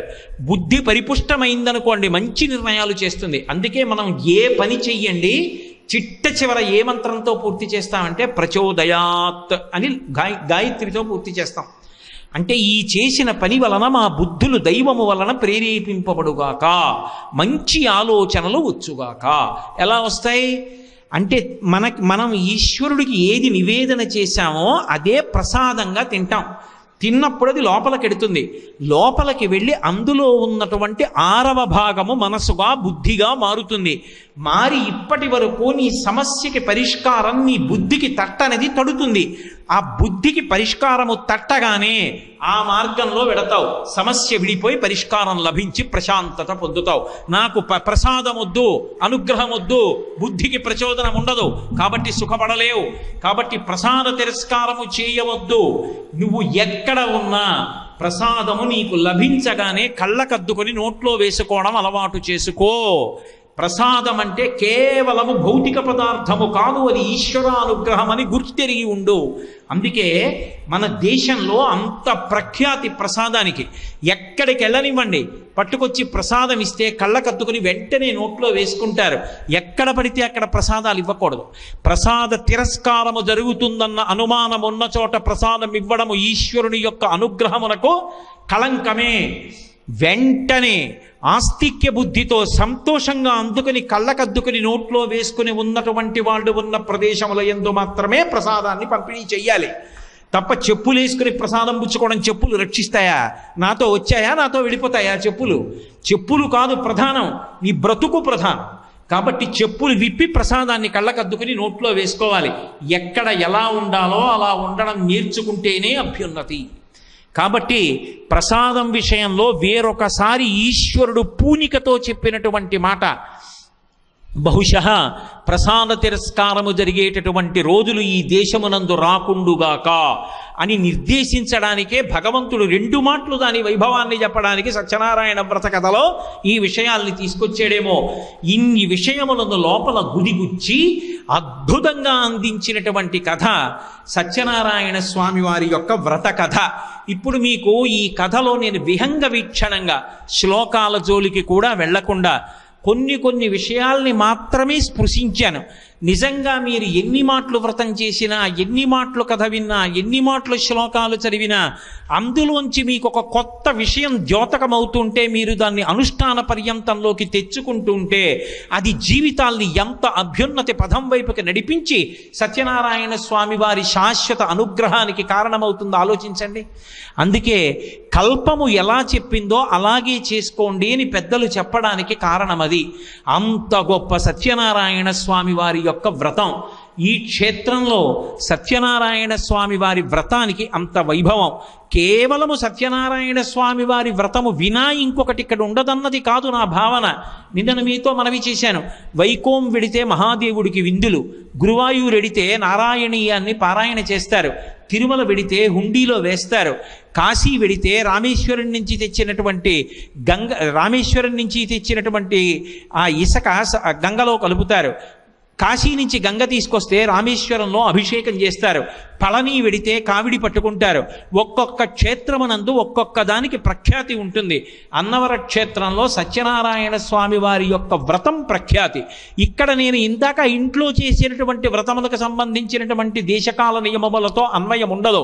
ఇది దేవాలయ ప్రాంగణం కనుక ఉదయం నుంచి రాత్రి వరకు ఎప్పటి వరకు వ్రతం చేసినా ఈశ్వరానుగ్రహానికి కారణమే అవుతుంది. అంత గొప్ప క్షేత్రం. సుప్రభాతంతో మొదలుపెట్టి అమ్మవారికి, అయ్యవారికి సహస్రనామార్చన, అష్టోత్తర శతనామార్చనతో ప్రారంభం చేసి చిట్ట చివర ఏకాంత సేవ, స్వామివారికి జరిగేటటువంటి దర్బార్ సేవలో ఛత్రచామరాలు, రాజోపచారాలు సమర్పించి స్వామి టీవీతో వచ్చి సభామంటపంలో కూర్చుంటే ఆయన యొక్క అనుగ్రహం కొరకు చతుర్వేదములు, ఉపనిషత్తులు, భగవద్గీత, రామాయణ, భారత మొదలై భాగవతాది శ్లోకములను స్వామికి విజ్ఞాపన చేస్తారు. అంత గొప్ప దర్బారు జరిగేటటువంటి క్షేత్రం అన్నవర దేవస్థానం. చక్కగా అందరూ వచ్చి దర్బారులో కూర్చుని చూడొచ్చు. ఇదిగో ఇదే సమయంలో దర్బారు ప్రారంభం అవుతుంటుంది ప్రతిరోజు. ఇవాళ ప్రవచనం అయిన తర్వాత దర్బారు మొదలు పెడతారు అని ఇందాక ఎవరో నాతో అన్నారు. కాబట్టి అటువంటి దర్బారు జరుగుతుంది. ఇదే కాదు, ఎన్ని ఉత్సవాలు. నేను ఒక్క మాట చెప్తాను, ఇది నా గుండె లోతులలోంచి చెప్తున్న మాట. కేవలం ఇవాళ అన్వర క్షేత్రానికి వచ్చి ప్రవచనం చేస్తున్నాను కాబట్టి చెప్తున్న మాట కాదు. ఆంధ్రదేశంలో ఉన్నటువంటి క్షేత్రములలో కళ్యాణ కార్యక్రమాన్ని బ్రహ్మోత్సవ కార్యక్రమంగా ఏడాదిలో ఒకసారి చేసేటటువంటి వార్షిక కళ్యాణం అంగరంగ వైభవంగా అంత అద్భుతంగా చేసేటటువంటి మకుటాయమానమైన క్షేత్రములలో అగ్రగణ్యమైనది అన్నవర క్షేత్రం. స్మార్త ఆగమన్ రీత్యా అంత అద్భుతమైనటువంటి కళ్యాణం చేస్తారు. వైశాఖ మాసంలో వచ్చేటటువంటి శుక్లపక్ష దశమి నాడు ప్రారంభమవుతుంది. జీవితంలో ఒక్కసారైనా వైశాఖ మాసంలో ఒక 7 రోజులు సెలవు పెట్టి భార్యాబిడ్డలతో ఇక్కడికొచ్చి కళ్యాణము చూడకపోతే వాడు జీవితంలో ఏదో పోగొట్టుకున్నవాడే. నేను క్షమింపబడేదనుగాక. ఎందుచేత అంటే వైశాఖ శుక్లపక్ష దశమి నాడు స్వామివారి యొక్క కళ్యాణ కార్యక్రమం. సరే, వైదిక మార్గాన్ని అలా ఉంచండి, ఎంత అద్భుతంగా ప్రారంభమవుతుందంటే రోళ్ళన్నిటినీ రాశిగా ఉంచి వాటి మీద రోకళ్ళుంచి గౌరీ పూజతో ప్రారంభమవుతుంది. ఆ గౌరీ పూజ చేసి సువాసినీత్వం పొందినందుకు అదృష్టం ఏమిటి? అమ్మవారి కళ్యాణంలో పసుపు దంపడమే. ఆ దశమి నాడు వచ్చినటువంటి సువాసినులందరినీ పిలిచి పసుపు దంపిస్తారు. దంపించి అందరికీ తాంబూల బహుమానం చేస్తారు. అన్నిటికన్నా గొప్ప గొప్ప గౌరవం చేశారు అన్న మాటకు అర్థం ఏమిటో తెలుసా? తాంబూలం ఇవ్వడమే. తాంబూలం ఇవ్వడము అంటే ఏదో అందులో ద్రవ్యం ఇవ్వడము అని అర్థం చేసుకోకండి. తమలపాకులు, వక్కలు, పళ్ళు పెట్టి ఇచ్చారు అంటే అయ్యా మిమ్మల్ని సత్కరించడానికి ఇంతకన్నా ఇక సాధ్యం కాదు అంటే అవతల వారు అంతటి శక్తివంతులంటే తాంబూలం ఇస్తారు. మహాభారతంలో విరాట పర్వంలో అర్జునుడు ఉన్నది బృహన్నల వేషంలో నపుంసకుడిగా ఉన్న ఆయన లోపలికొచ్చి ఉత్తరా మొదలైనటువంటి వారికి నాట్యశాస్త్రం నేర్పుతానంటే విరాట మహారాజు ఆయన తేజస్సు వంక చూశాడు. సామాన్యుళ్ళ కనపట్టలేదు, మహాతేజోమూర్తి అని ఉత్తరని పిలిపించి తాంబూలం ఇయ్యమ్మా అన్నాడు. అందుకే ఇప్పటికీ నిశ్చితార్థం అంటే తాంబూలాలు మార్చుకున్నారంటారు. తాంబూలం అనేటటువంటి దానికి అంత ప్రఖ్యాతి. ఆ రోజున ఇక్కడ వైశాఖ శుక్ల దశమి నాడు ఎవరు పసుపు దంపుతారో ఆ సువాసినులందరికీ కూడా తాంబూల సత్కారం చేసి పంపిస్తూ ఉంటారు. అంత గొప్ప క్షేత్రం. పైగా ఇక్కడ ఒక ఆచారం ఉంది. వైశాఖ శుక్ల దశమి నాడు సత్యనారాయణ స్వామి వారికి అనంత లక్ష్మీ సత్యవతీదేవికి కళ్యాణం జరుగుతోంది అంటే పెద్దరికం ఎవరిది అంటే సీతారామచంద్ర ప్రభువుది. ఆయన వాహనం ఎక్కి ఊరంతా తిరిగి కళ్యాణానికి అందరినీ పిలుస్తాడు. సాక్షాత్ సీతారాములు ప్రతి ఇంటి ముందుకి వచ్చి రెండర్రా పెళ్లికి అని పిలవడం అంటే మళ్ళీ మనం త్రేతాయుగానికి వెళ్ళినట్టు. ఎంత భాగ్యవంతులు అన్నవర క్షేత్రవాసులు. అంతటి భాగ్యం పొందాలనుకుంటే వైశాఖ మాస శుక్లపక్ష దశమి నాడు సీతారాములు ఊరిరిగింపుగా వెడుతుండగా వచ్చి నిలబడితే సీతారాముల చేత పెళ్లి పిలుపు పిలిపించుకున్నవాడే. అది దశమి నాటి కార్యక్రమం. ఏకాదశి నాడు పరమాద్భుతమైనటువంటి కళ్యాణం చేస్తారు. నిజంగా స్మార్త సంప్రదాయంలో చేసేటటువంటి కళ్యాణం కానీ ఆ మహాసంకల్పం కానీ అందులో జరిగేటటువంటి అంగములు కానీ అంత వైదికంగా అంత భక్తి శ్రద్ధలతో అంత అద్భుతంగా చేస్తారు. ఎంత అద్భుతంగా ఉంటుంది అంటే మంగళసూత్రధారణ చేయించేటప్పుడు అమ్మవారి యొక్క మెడ మీద కాడి పెట్టి ఆ కాడి కన్నంలోంచి మంగళసూత్రాలు పెట్టి అమ్మవారి కంఠం మీద అభిషేకం చేస్తారు. ఎక్కడైనా ఉందా అలా? ఎందుకో తెలుసా? హరదత్తాచార్యుల వారిని వారు వ్యాఖ్యానం చేశారు ఆ మంత్రభాగానికి. అత్రి మహర్షి యొక్క కుమార్తె ఒకరు ఉండేవారు. ఆమెకి శరీరానికి బొల్లి వ్యాధి వచ్చింది. అందుచేత ఆమెను ఎవరు వివాహం చేసుకోలేదు. ఆమెని పాలించే నాథుడు లేడు కాబట్టి ఆమెకు అపాల అని పేరు పెట్టి లోకం అలా పిలవడం మొదలుపెట్టింది. నాకు వివాహం అవ్వట్లేదు, నేను నన్ను పరిపాలించే భర్త లేడని ఆమె విసిగెత్తి ఒక రోజున నదిలో దూకేసింది. ఆ నదిలో కొట్టుకుపోతుండా ఆమె చేతికి సోమలత దొరికింది. ఆ సోమలతని నోటితో నవిలి ఇంద్రుడి యొక్క రథపు చక్రపు కాడి మీద అభిషేకం చేస్తున్నానన్న భావనతో సోమలత రసాన్ని పిండింది. ఇంద్రుడు వెంటనే సంతోషించి అనుగ్రహించి కిందకొచ్చి, ఇంత కొట్టుకుపోతూ కూడా సోమలత దొరికిందని నా రథకాడికి అభిషేకం చేశావు కనుక నీకు బొల్లి వ్యాధి పోయి మంచి భర్త వచ్చేటట్టు అనుగ్రహిస్తున్నాను అని వరం ఇచ్చాడు. అప్పటి నుంచి ఇప్పటి వరకు తత్మంత్రభాగాన్ని అనుసంధానం చేస్తారు. చేసి కాడిలో మంగళసూత్రం ఉంచి ఆ మంత్రములు చెప్తూ ఆ సోమలత మంత్రములు చెప్తూ నీటిని అభిషేకిస్తే వధువు యొక్క మెడ మీద పడతాయి. దానివల్ల ఇద్దరి మధ్య కూడా ఆకర్షణ అలాగే నిలబడుతుంది. ఇద్దరి మధ్య ప్రహృష్టమైన ఆకర్షణ ఉంటే తప్ప తేజోవంతమైన సంతానము కలగదు. మనకైతే అలా. మరి అమ్మవారికి ఎందుకు కళ్యాణంలో అంటే మనందరం కూడా అంత సంతోషంతో ఎక్కడ విడాకులన్న మాట లేకుండా బిడ్డ పాపలతో పసుపు కుంకాలతో అందరూ సంతోషంగా ఉండాలని కళ్యాణ క్రతువులో కాడిలో మంగళసూత్రములుంచి అభిషేకం చేసి కళ్యాణం చేసేటటువంటి పరమాద్భుతమైన క్షేత్రము అన్నవర దేవస్థానం. ఏకాదశి నాడు అంత గొప్ప కళ్యాణం జరుగుతుంది. ద్వాదశి నాడు ఒక విశేషం. రావణ వాహనం మీద స్వామివారు ఊరిరిగింపు చేస్తారు. ఊరేగింపు కాదు, ఊరిరిగింపు. మనం ఎటు రాం, ఆయనే వస్తాడు. స్వామి ఇది కోటేశ్వరరావు ఇల్లు, వీడు ఎప్పుడు రాడు, అహం మేడ మీద మేడ వేసాడు కదూ అలా ఉంటాడు అంటే స్వామివారే వచ్చి లోపలికి తొంగి చూస్తారు. అప్పుడు నేనేదో టీవీ చూస్తూ ఉంటాను, రాను. మా ఆవిడ్ని పిలిచి స్వామివారు వచ్చారు పట్టుకెళ్ళవే, కనీసం లేచి కూడా నిలబడను. అదేదో బెల్లంగడ్డ ఇన్ని బియ్యం ఓ కర్పూరం బిళ్ళ పట్టుకొస్తుంది. అదే సంతోషంగా పుచ్చుకొని హారతి పుచ్చుకొని ఆయనే తొంగి చూసి ఇంకో అంతస్తు కూడా వచ్చే ఏడాదికి అని చెప్పి ఆశీర్వచనం చేసి వెళ్ళిపోతాడు. ఊరిరిగింపు, ఊరేగింపు కాదు, ఊరిరిగింపుగా వస్తాడు. రావణ వాహనం మీద వస్తాడు. ఆ రావణ వాహనం ఆంధ్రదేశం మొత్తం మీద ఏ దేవాలయానికి లేనంత పెద్ద రావణ వాహనం ఉన్న దేవాలయం అన్నవర దేవస్థానం ఒక్కటే.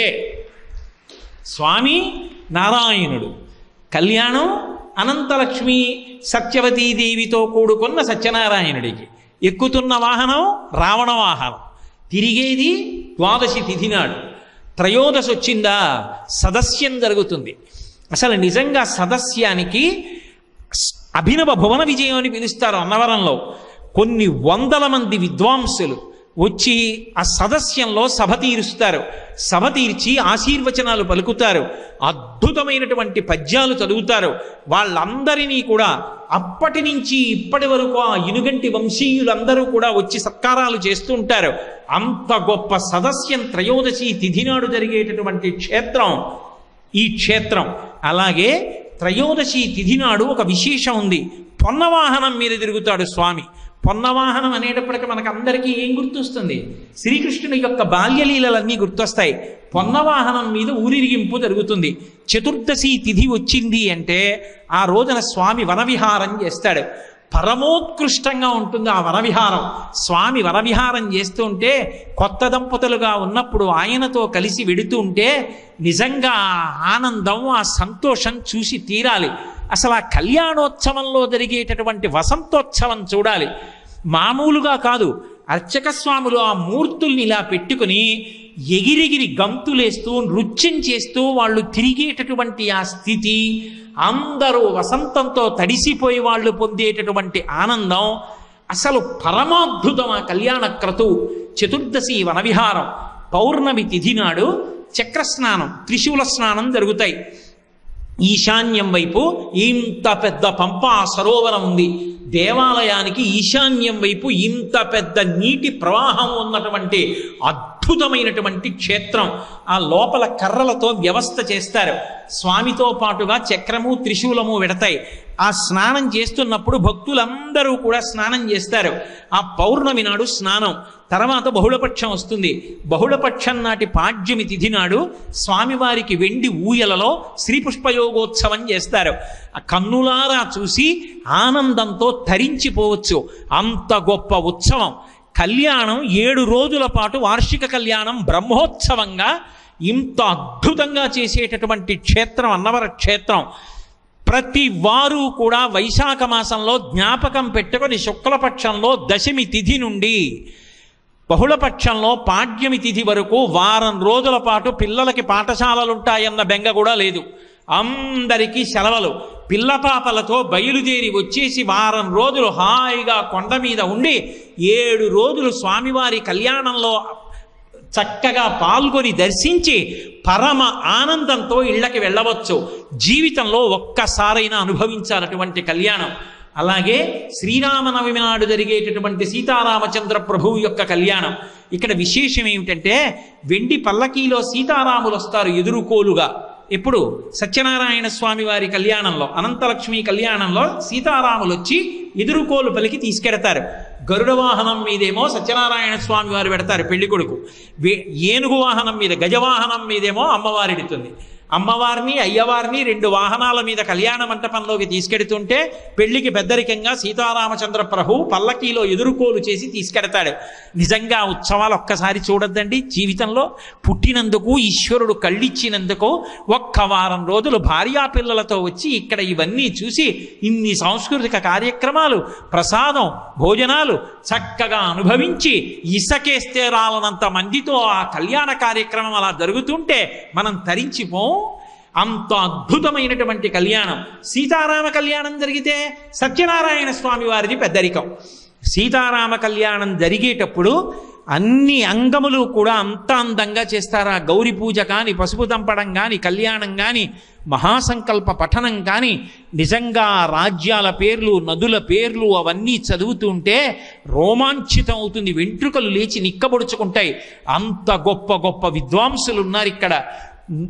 ఆ స్వరప్రోక్తంగా మంత్రపఠనం చేస్తుంటే ఒళ్ళు పులకరింతలు వస్తుంది.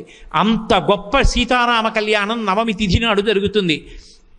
అలాగే ఈ క్షేత్రంలో జరిగేటటువంటి మరొక అద్భుతమైనటువంటి ఉత్సవం, అమ్మవారికి స్వామివారికి గిరి ప్రదక్షిణ ఉత్సవం జరుగుతుంది. ఈ కొండ చుట్టూ తిరిగి వస్తారు. ఇప్పుడు కార్తీక పౌర్ణమి నాడు. కార్తీక పౌర్ణమి నాడు స్వామివారు అమ్మవారు పల్లకీలో బయలుదేరి కొండ చుట్టూ తిరుగుతారు, ఇంచుమించు ఒక 8 కిలోమీటర్లు. కానీ జీవితంలో ఒక్కసారైనా అనుభవించాలి. మామూలుగా గిరి ప్రదక్షిణం చేస్తాం. సింహాచలానికి గిరి ప్రదక్షిణ ఉంది, శ్రీకాళహస్తికి గిరి ప్రదక్షిణ ఉంది, అరుణాచలానికి గిరి ప్రదక్షిణ ఉంది. ఈ క్షేత్రానికి అద్భుతం ఏమిటో తెలుసా? కార్తీక పౌర్ణమి నాడు స్వామివారు అమ్మవారు పల్లకీలో బయలుదేరుతారు. వాళ్ళ వెనక మనం కూడా గిరి ప్రదక్షిణం చేస్తాం. ఆ స్వామితో అమ్మతో కలిసి గిరి ప్రదక్షిణం చేయడం అంటే ఎంత భాగ్యం అండి. అలా వెడుతున్నప్పుడు గుక్కెడు మంచినీళ్ళు ఇచ్చినా, ఓ మంచి మాట మాట్లాడినా, భగవన్నామని చెప్పినా, కోలాటం ఆడినా, ఓ నృత్యం చేసినా, ఓ గరగలు పట్టినా, ఓ పాట పాడినా ఎంత సంతోషం నిజంగా. అందున మీరు చూసి తీరాలి. అది ఏదో అరణ్య మార్గంలో వెళ్ళిపోతున్నట్టుగా ఉంటుంది. అంత చెట్ల మధ్యలోంచి స్వామివారితో కలిసి కార్తీక పౌర్ణమి లాంటి అద్భుతమైన తిథి నాడు ఆ గిరి ప్రదక్షిణం చేసి ఆ పంపా తీరం పక్క నుంచి పల్లకీతో స్వామివారి వెనక వస్తే అది జీవితంలో అనుభవించాలి తప్ప నా బోటిగాడు చెప్పమంటే ఏం చెప్పగలను? వాక్కులు సరిపోతాయా? అదొక మహాద్భుతమైనటువంటి ఉత్సవం. ఆ గిరి ప్రదక్షిణ ఉత్సవం అందరూ చూడాలి. అలాగే క్షీరాబ్ది ద్వాదశి నాడు స్వామికి తెప్పోత్సవం జరుగుతుంది. తెప్పోత్సవం చూస్తే తిప్పలు తప్పుతాయి అంటారు. ఎందుకు చూడాలి అంటే మన తిప్పలు పోవడం కోసం. మన తిప్పలంటే ఏదో ఒక పని మీద అలా తిరుగుతూ ఉండడమే. ఆ పనవదు విసుగొచ్చేస్తూ ఉంటుంది, తల కొట్టుకుంటూ ఉంటాడు. భార్య వండి పెట్టిన అన్నం తినలేడు. ఏమిటో ఈ పనవదు ఇలా పట్టు కూర్చుంది ఏమిటోనని అంటాడు. అన్ని తిప్పలు పడుతున్న వాడి తిప్పలన్నీ దేనితో పోతాయంటే తెప్పోత్సవం చూస్తే పోతాయి. ఎందుకని అంటే స్వామి మహాప్రసన్నుడై ఉంటాడట. ఎప్పుడు వసంతోత్సవం జరిగినా తెప్పోత్సవం జరిగినా. వసంతోత్సవంలో వసంతం ఆడుతున్నప్పుడు అంత సంతోషంగా ఉంటాడు. అందుకే కొత్తగా పెళ్ళైన దంపతుల్ని వసంతోత్సవానికి తీసుకెడతారు తిరుమల లాంటి క్షేత్రాల్లో. ఇక్కడికి వచ్చి వసంతోత్సవంలో పాల్గొని వసంతం జల్లుకుంటే ఎన్ని జన్మలు ఎత్తినా అనుకూలవతి అయిన భార్య లభిస్తుంది. స్త్రీకి చక్కటి మనసిరిగి ప్రవర్తించి చేయి పట్టుకున్నందుకు మంచి మంచి పనులు చేసి పుణ్య సముపార్జన చేయించగలిగిన భర్త దొరుకుతాడు. అంత గొప్ప తెప్పోత్సవం. నిజంగా తెప్పోత్సవ వైభవం చూసి తీరాలి. అంత గొప్ప పడవ. ఆ పడవలో వెండితో తయారు చేయబడినటువంటి హంస అన్నట్టుగా ఉంటుంది. ఆ పూజ చేసి స్వామిని అమ్మవారిని తీసుకొచ్చి సన్నిధానం చేయించి ఆ లోపల ఆ సరోవరంలో విహారం చేస్తారు. సంతోషంగా వాళ్ళిద్దరూ ఆ సరోవరంలో పంపా సరోవరంలో విహారం చేస్తుంటే ఎవరు అక్కడ నిలబడ్డారో వాళ్ళందరి యొక్క తిప్పలు పోతాయిట. ఎందుకో తెలుసా? ఆ నీటిలో విహారం చేస్తున్న స్వామి యొక్క అద్భుత మూర్తిని ఆ పడవ వంక చూస్తే అసలు అలంకారం చేయబడిన దీపాలు, ఆ దీపాల కాంతులు నీళ్లలో ప్రకాశిస్తుంటే ఆ నీటి మీద ఒక పడవ, నీటి లోపల ప్రతిబింబ రూపంగా ఒక పడవ కనపడుతుంటే ఆ తెప్పోత్సవం చూస్తుంటే మనసు ఆనందంతో ఘూర్నిల్లుతుంది. అంత సంతోషం కలుగుతుంది. అటువంటి తెప్పోత్సవం. ఆ తెప్పోత్సవంలోనే మహామంగళ నీరాజనాలు ఉంటాయి.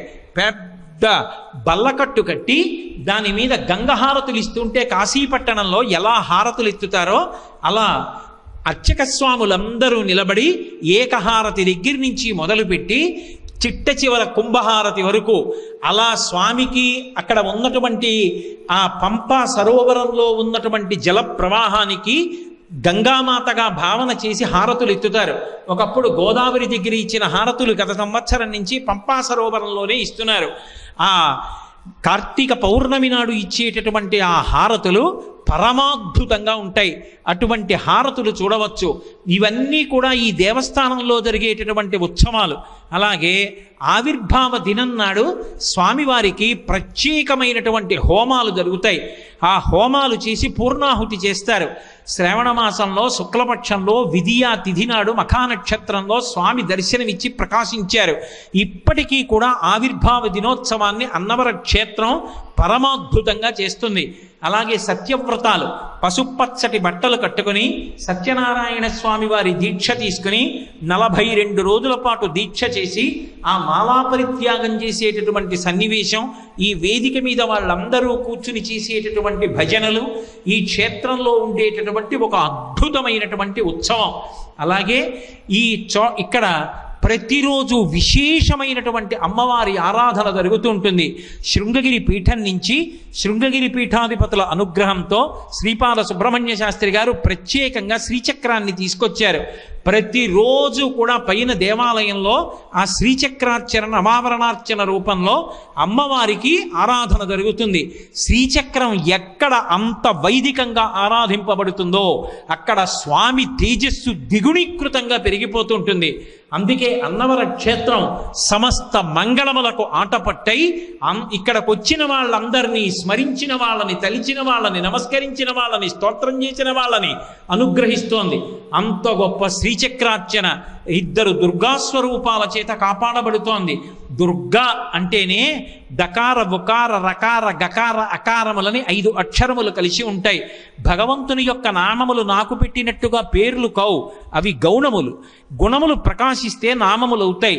దుర్గా అంటే ద అంటే దైత్యనాశనం చేస్తుంది, ఉ అంటే విఘ్ననాశనం చేస్తుంది, రా అంటే రోగనాశనం చేస్తుంది, గ అంటే పాపనాశనం చేస్తుంది, ఆ అంటే శత్రునాశనం భయనాశనం కూడా చేస్తుంది. ఇన్నిటిని తొలగతోసి భయహారిణి అయి ఏ తల్లి అనుగ్రహిస్తుందో ఆమె దుర్గ. అటువంటి దుర్గాపరాదేవతయే లోపల శ్రీచక్రానికి అధిష్టాత్రిగా ఉంటుంది. ఆ బిందువు దగ్గర నుంచి చేసేటటువంటి ఆ నవావరణార్చన వలన ఎందరో దేవతలు ప్రీతి చెందుతారు. 19 ఆవరణలతో కూడుకుని ఎంతమంది దేవతలో అధివసించి ఉండేటటువంటి పరమాద్భుతమైనటువంటి త్రిపాద్విభూతి శ్రీమన్నారాయణ వైకుంఠనారాయణ మహాయంత్రం. అటువంటి యంత్రం యొక్క బిందుస్థానం మీద నారాయణమూర్తి అధివసించి ఉంటాడు. ఇన్ని ఉత్సవాలతో విరాజమానమై నిత్య కళ్యాణం పచ్చతోరణం. ఎన్ని వేల పెళ్ళిళ్ళు అన్నవరంలో పెళ్లి చేసుకుంటే ఎదర జీవితానికి ఏ ఇబ్బంది ఉండదనేటటువంటి పరిపూర్ణమైన విశ్వాసంతో జానెడు చోటు దొరికితే చాలు ప్రాంగణమంతా నిండిపోయి ఎంతమంది నూతన వధూవరులు గృహస్థాశ్రమంలో ప్రవేశించడానికి ఈ కొండ ఆలవాలమవుతోందో, ఎంతమంది వచ్చి ఈ కొండ మీద నిద్ర చేస్తారో, సుప్రభాతం నుంచి ఏకాంత సేవ వరకు దర్బార్ సేవ చూసి తరించిపోతుంటారో, వచ్చిన వారందరికీ కూడా అన్నపూర్ణమ్మ పెడుతోందా అన్నట్టుగా అన్నదానం చేసి అన్నదాన ప్రసాదాన్ని భక్తులకు అందచేస్తూ ఉంటారు. ఇటువంటి క్షేత్రం, ఇంత పరమాద్భుతమైన క్షేత్రం, నవవసంత శోభావిలసిత ప్రదేశంలా ప్రకృతి అందాలకు ఆటపట్టు. ఆ పైన నిలబడి చూస్తే ఆకుపచ్చని అంచుతో ఆకుపచ్చని చీర ఎర్రటి అంచుతో ఉన్నది భూకాంత కట్టుకుందా అన్నట్టుగా పచ్చటి పొలాలు, ఆ మధ్యలో ఏదో అనేక కాళ్లతో రోకలి బండ పాకి వెళ్ళిపోతోందా అన్నట్టుగా రైలు పట్టాల మించి వెళ్ళిపోతున్నటువంటి రైలు, దాని మీద ఎర్రటి రంగుతో ఉన్నటువంటి ఆ బస్సులు వెళ్ళిపోతుంటే ఎర్రంచున్న ఆకుపచ్చ బట్ట కట్టుకున్న భూదేవి దర్శనమిస్తోందా అన్నట్టుగా ఉంటుంది. చుట్టూ పెద్ద పెద్ద వృక్షాలు ఆకాశాన్ని చుంబిస్తున్నాయా అన్నట్టుగా ఉన్నటువంటి రాజగోపురం, చక్రాన్ని పైన చిహ్నముగా కలిగినటువంటి సూర్యభగవానుడు, బాలాత్రిపుర సుందరి దేవాలయాలు, శూల చిహ్నం కలిగినటువంటి గణపతి శివాలయాలు, మధ్యలో చక్ర చిహ్నితమైనటువంటి విమానంతో కూడుకున్నటువంటి పరమాద్భుతమైన ఆ స్వామివారి ప్రధాన రాజగోపురం, క్షేత్రపాలకుడైనటువంటి సీతారామచంద్ర ప్రభువు, కింద వనదుర్గ, ఆ కింద కనకదుర్గ, ఆ కింద నీరెళ్ళమ్మ, ఇంత గొప్ప రత్నాచలం, ఇంతకన్నా గొప్ప కొండ, ఇంతకన్నా స్వామి, ఇంత అందుబాటులో ఉన్న దైవం, కొంగున కట్టుకున్నటువంటి బంగారం, ఇంత గొప్ప క్షేత్రం. ఇంత గొప్ప క్షేత్రానికి వచ్చి కొత్త సంవత్సరం ప్రారంభం కాగానే ఈ చైత్రమాసంలో ఇంత గొప్ప గొప్ప తిథులు నడుస్తుండగా వసంత నవరాత్రులలో శ్రీ వీరవెంకట సత్యనారాయణ స్వామి, ఆయన యొక్క పరివార దేవతలు ఈ క్షేత్ర వైభవం గురించి మాట్లాడడానికి నన్ను అనుగ్రహించినటువంటి పరమాత్మ యొక్క పాదములకు సాంజలి బంధకంగా నా శిరసు తాటించి నమస్కరిస్తూ, ఈ క్షేత్రాన్ని మనందరం కూడా కంకణం కట్టుకుని భక్తి ప్రపత్తులతో కాపాడుకుని వృద్ధిలోకి తెచ్చుకోవాలి. ఈశ్వరుడు అనుగ్రహించడం ఒకెత్తు, ఆ క్షేత్రాన్ని వాడుకుని చక్కగా రక్షణ చేస్తూ